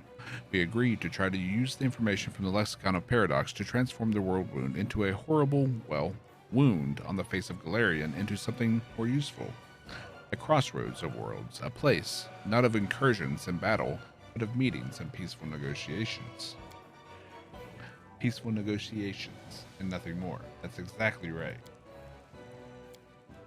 Unfortunately, the information contained in this document only referenced the possibility of a process that could close or expand the world wound, and not the actual means by which it could be done. However, it's my understanding that Council has acquired another part of this curious document, which could shed a little more light on the situation. I didn't just contribute, I did all the work, and the Council hasn't acquired anything. I was the one who found the lexicon. But of course, did not intend to belittle your accomplishments. We're all grateful for your contribution to our cause. Might have given me a special ending, but I don't know yet. But I'm very close to the end. You know, I think we deserve that reproach. We should give him more than a simple thank you. Round of applause for our hero. Oh, you smart ass.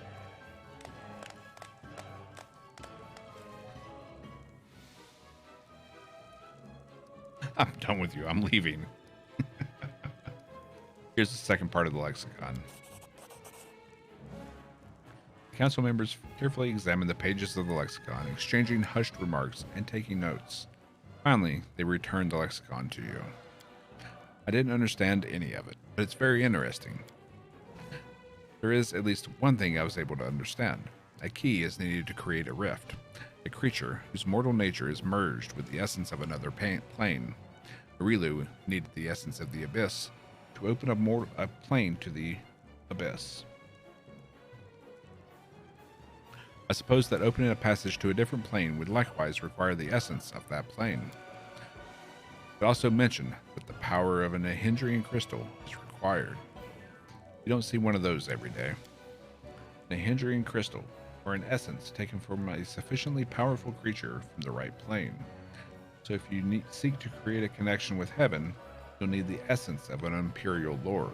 For hell, you would need an archdevil, or at least a Melbranch. And for the first world, you would need an eldest. It's hard to say which of these would be more difficult to obtain. So we need an essence from another plane. Where can we get one? That is a difficult question. Each of us is formed from the essence of our own plane, but we cannot simply break off pieces of our souls.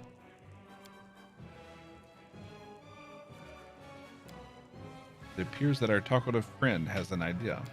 Or a sudden bout of diarrhea. No more jest, please. If Cobblepoof has a plan, then I suggest we leave matters to him and reconvene the council upon his return. All those in favor? All those opposed? Passed unanimously. Who should become the key? Why, you, of course. Do you see any other candidates? An unpleasant discovery, isn't it? Here you are, enjoying your life, and then suddenly you find out that somebody used you to open the world wound, even without asking your permission. It's certainly a tragic situation, but it also gives you a certain sway over the wound. You already possess mythical powers, and I shudder to think what will become of you once you are not only the key to the abyss, but to all worlds.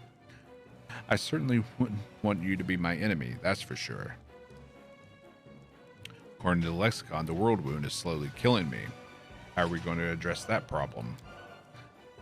I believe that the energy from the good aligned planes will offset the harm that is being done to you by the energies of the abyss. Nonsense. Lexicon clearly states that the key will perish as a result of the wound. Never mentions planar energies, so yes, this is a problem. We have a thought, but we'll share it later, possibly in some of the future timelines. I've done one other partial playthrough. I was part of the Owlcat Games Last Aslanti Challenge, the competition they held, and didn't make it that far. Made it to just before Act 3, before I was eliminated. But this is the farthest I've gone before.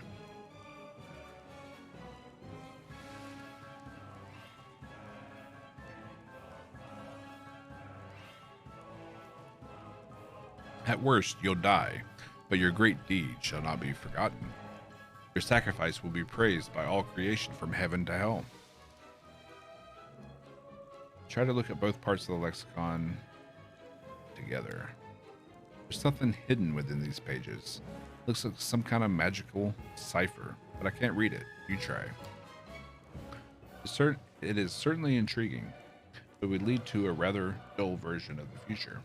Certainly not the worst one, but utterly boring for us. We won't read this out for you, and we prefer it you didn't read it either.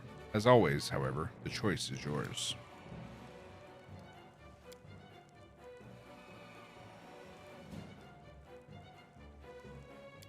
Okay.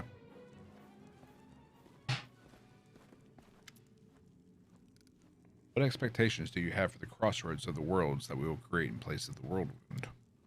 New opportunities, of course, deals, unlike anything anyone's ever dreamed, will become possible.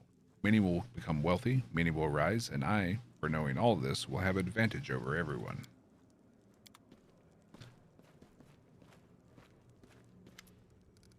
What are your expectations? A free space, through which vibrations flow, permeating the entirety of existence. Luck to each and every one for free. It would be the most amazing thing on Golarion. Okay. And you? On Nishu territory, equally remote from all the external planes, we'll finally be able to lay down our weapons, sit at the negotiating table, and hear one another out for the first time in the history of the multiverse. Just imagine, angels and devils, fae and aeons, and a battle of arguments, not weapons. This is our chance to arrive at a universal common truth.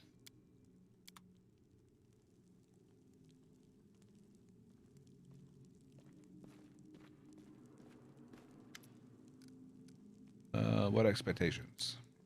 I haven't thought about it yet. And what does it matter? I'll find something to do. Things definitely won't be boring, I assure you. Shika.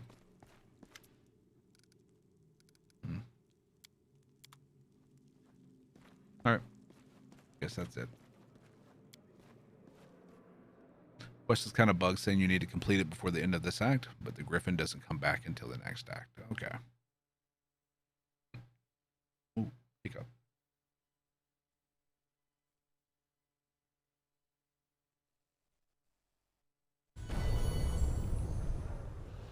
Okay. All right. All right.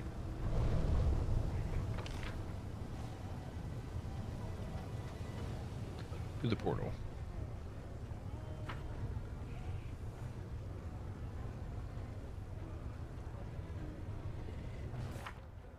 Yeah.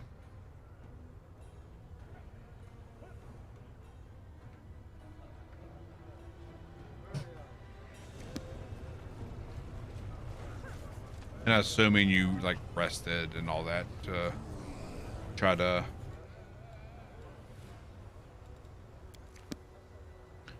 spur it back or like trigger him coming back.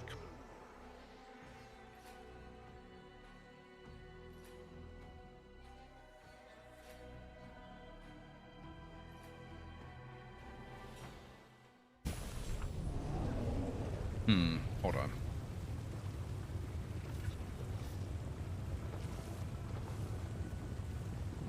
You can try and put the book back together. Takes a lot of knowledge skill check. So how do you put it back together?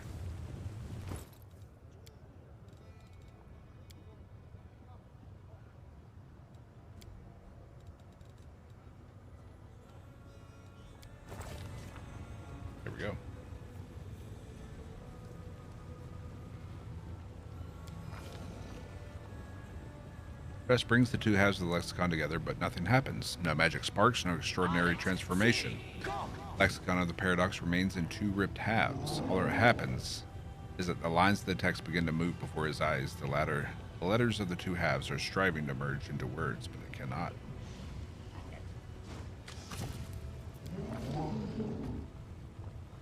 Okay. As soon as the commander's thoughts return to the lexicon's hidden meaning, the words begin to move faster before his eyes. The frenetic motion of the words brings to mind a wasp nest that has just been kicked. The words arrange themselves into sentences. The phrases begin to make sense, but it's a trap, a snare that will force the uninformed reader to set the book aside.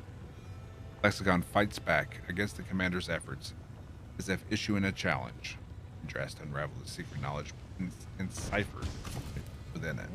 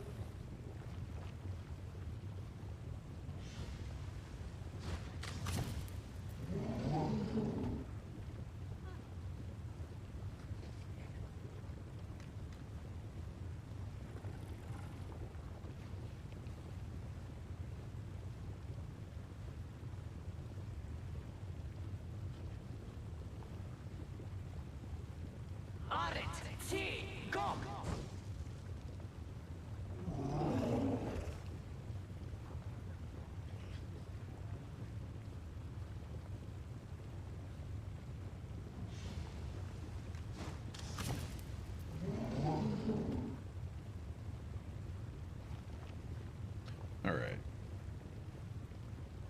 28.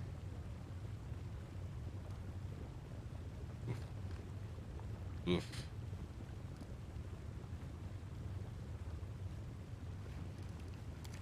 All right. Let's quick save that.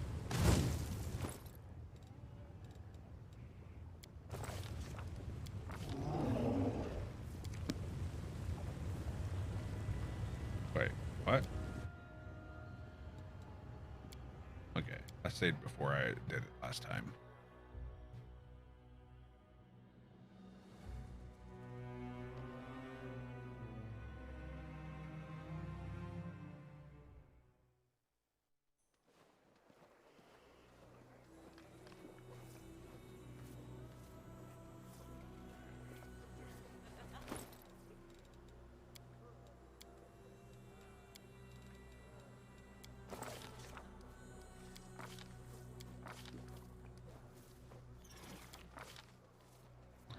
Held the check.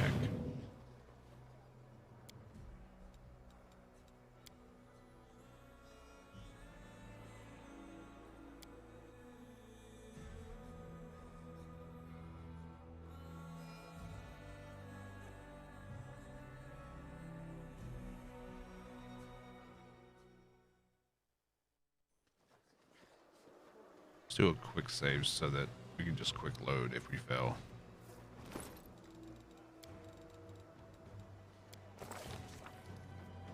Hold on.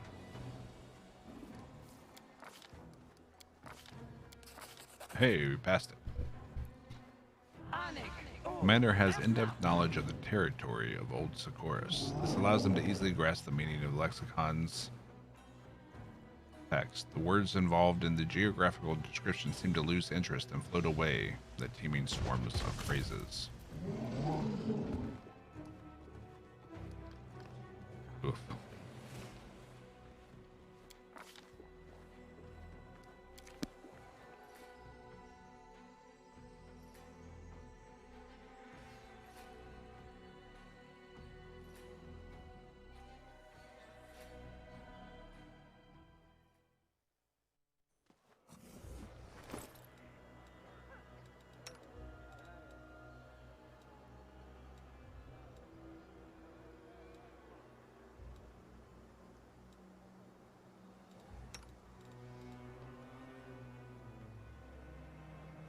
Okay.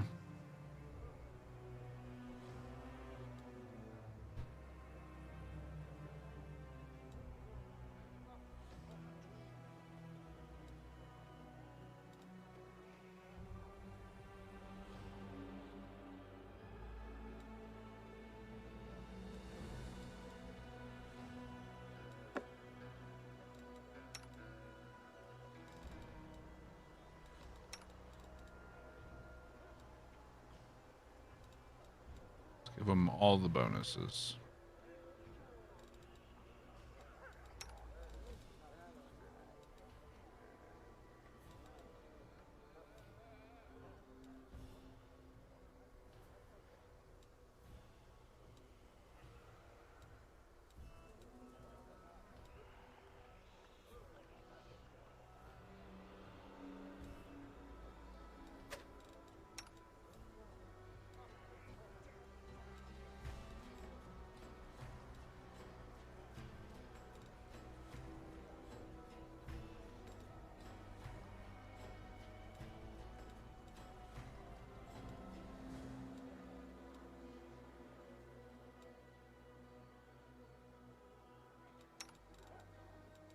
Okay.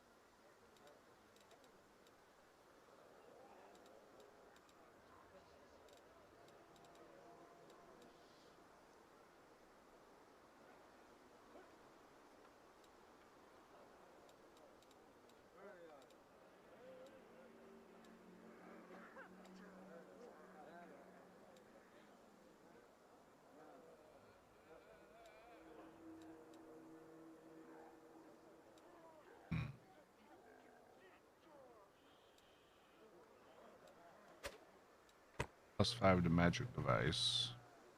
I think that might have been one of them.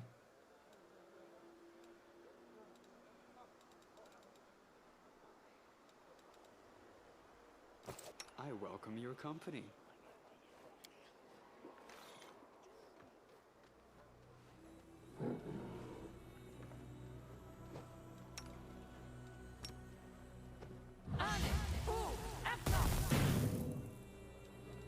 Rules are made to be broken.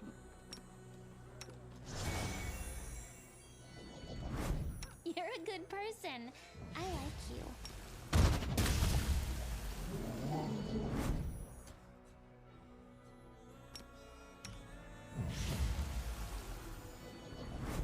Okay. Let's try this again.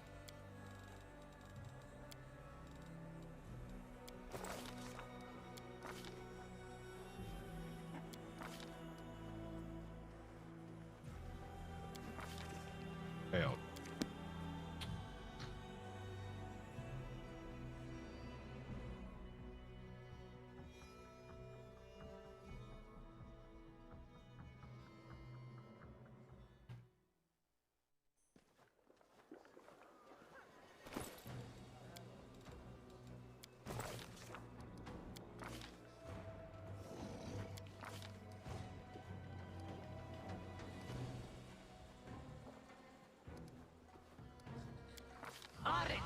Oh shit.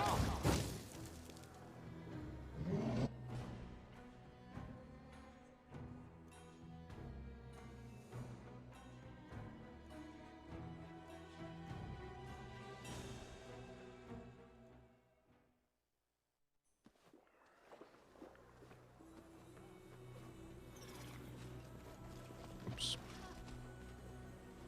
I'm here all week.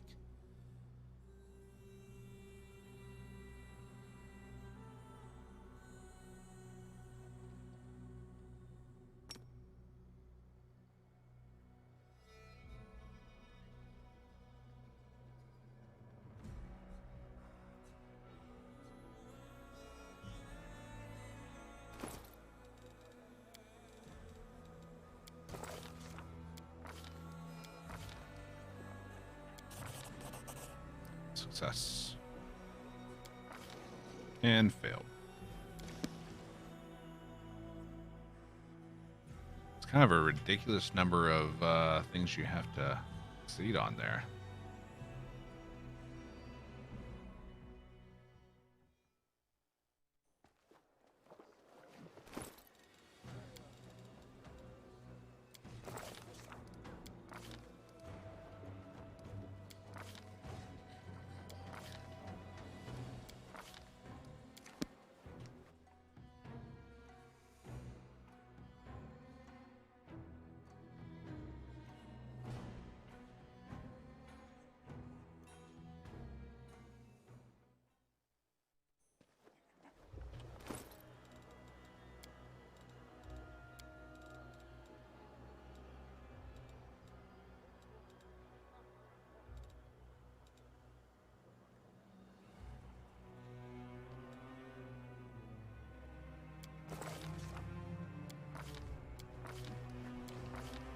Jesus.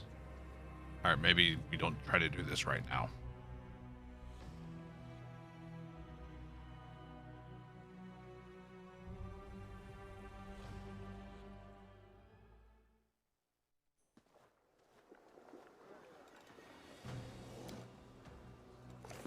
Oh, let's fix what everyone is wearing.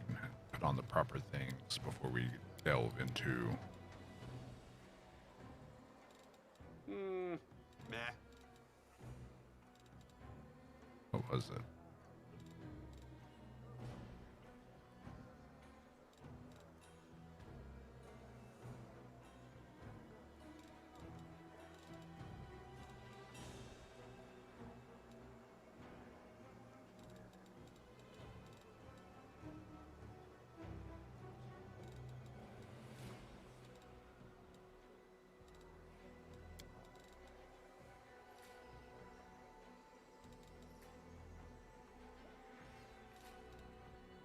That and that.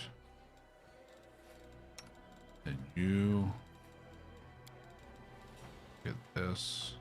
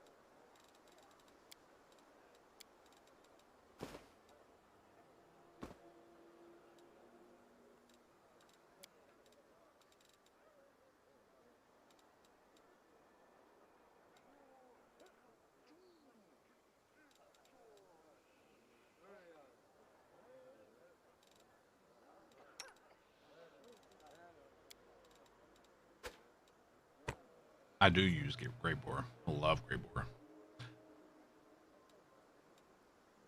Pairs really well with a Knife Master. So many attacks of opportunity. So much sneak attacks. So much outflanking. It's really handy.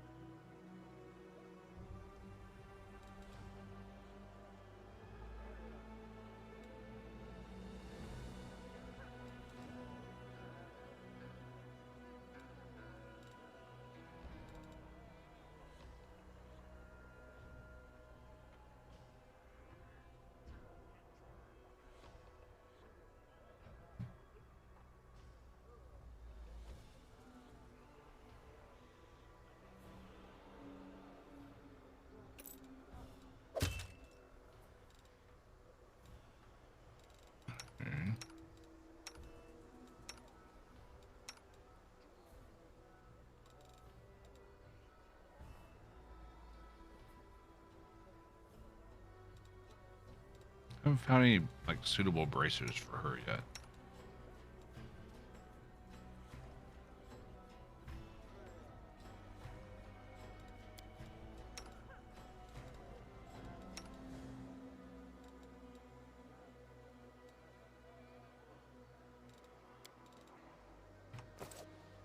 I did do Eru's quest, yes.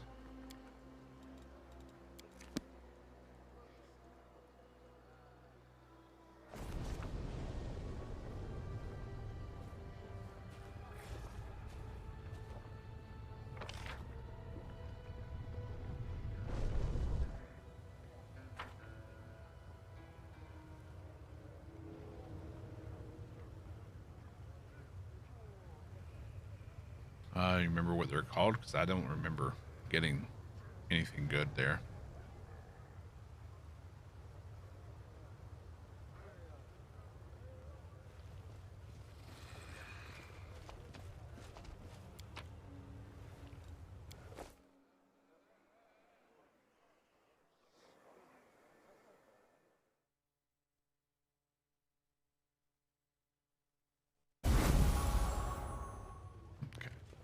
No worries, Ivy. No worries. I'm actually about to end the day.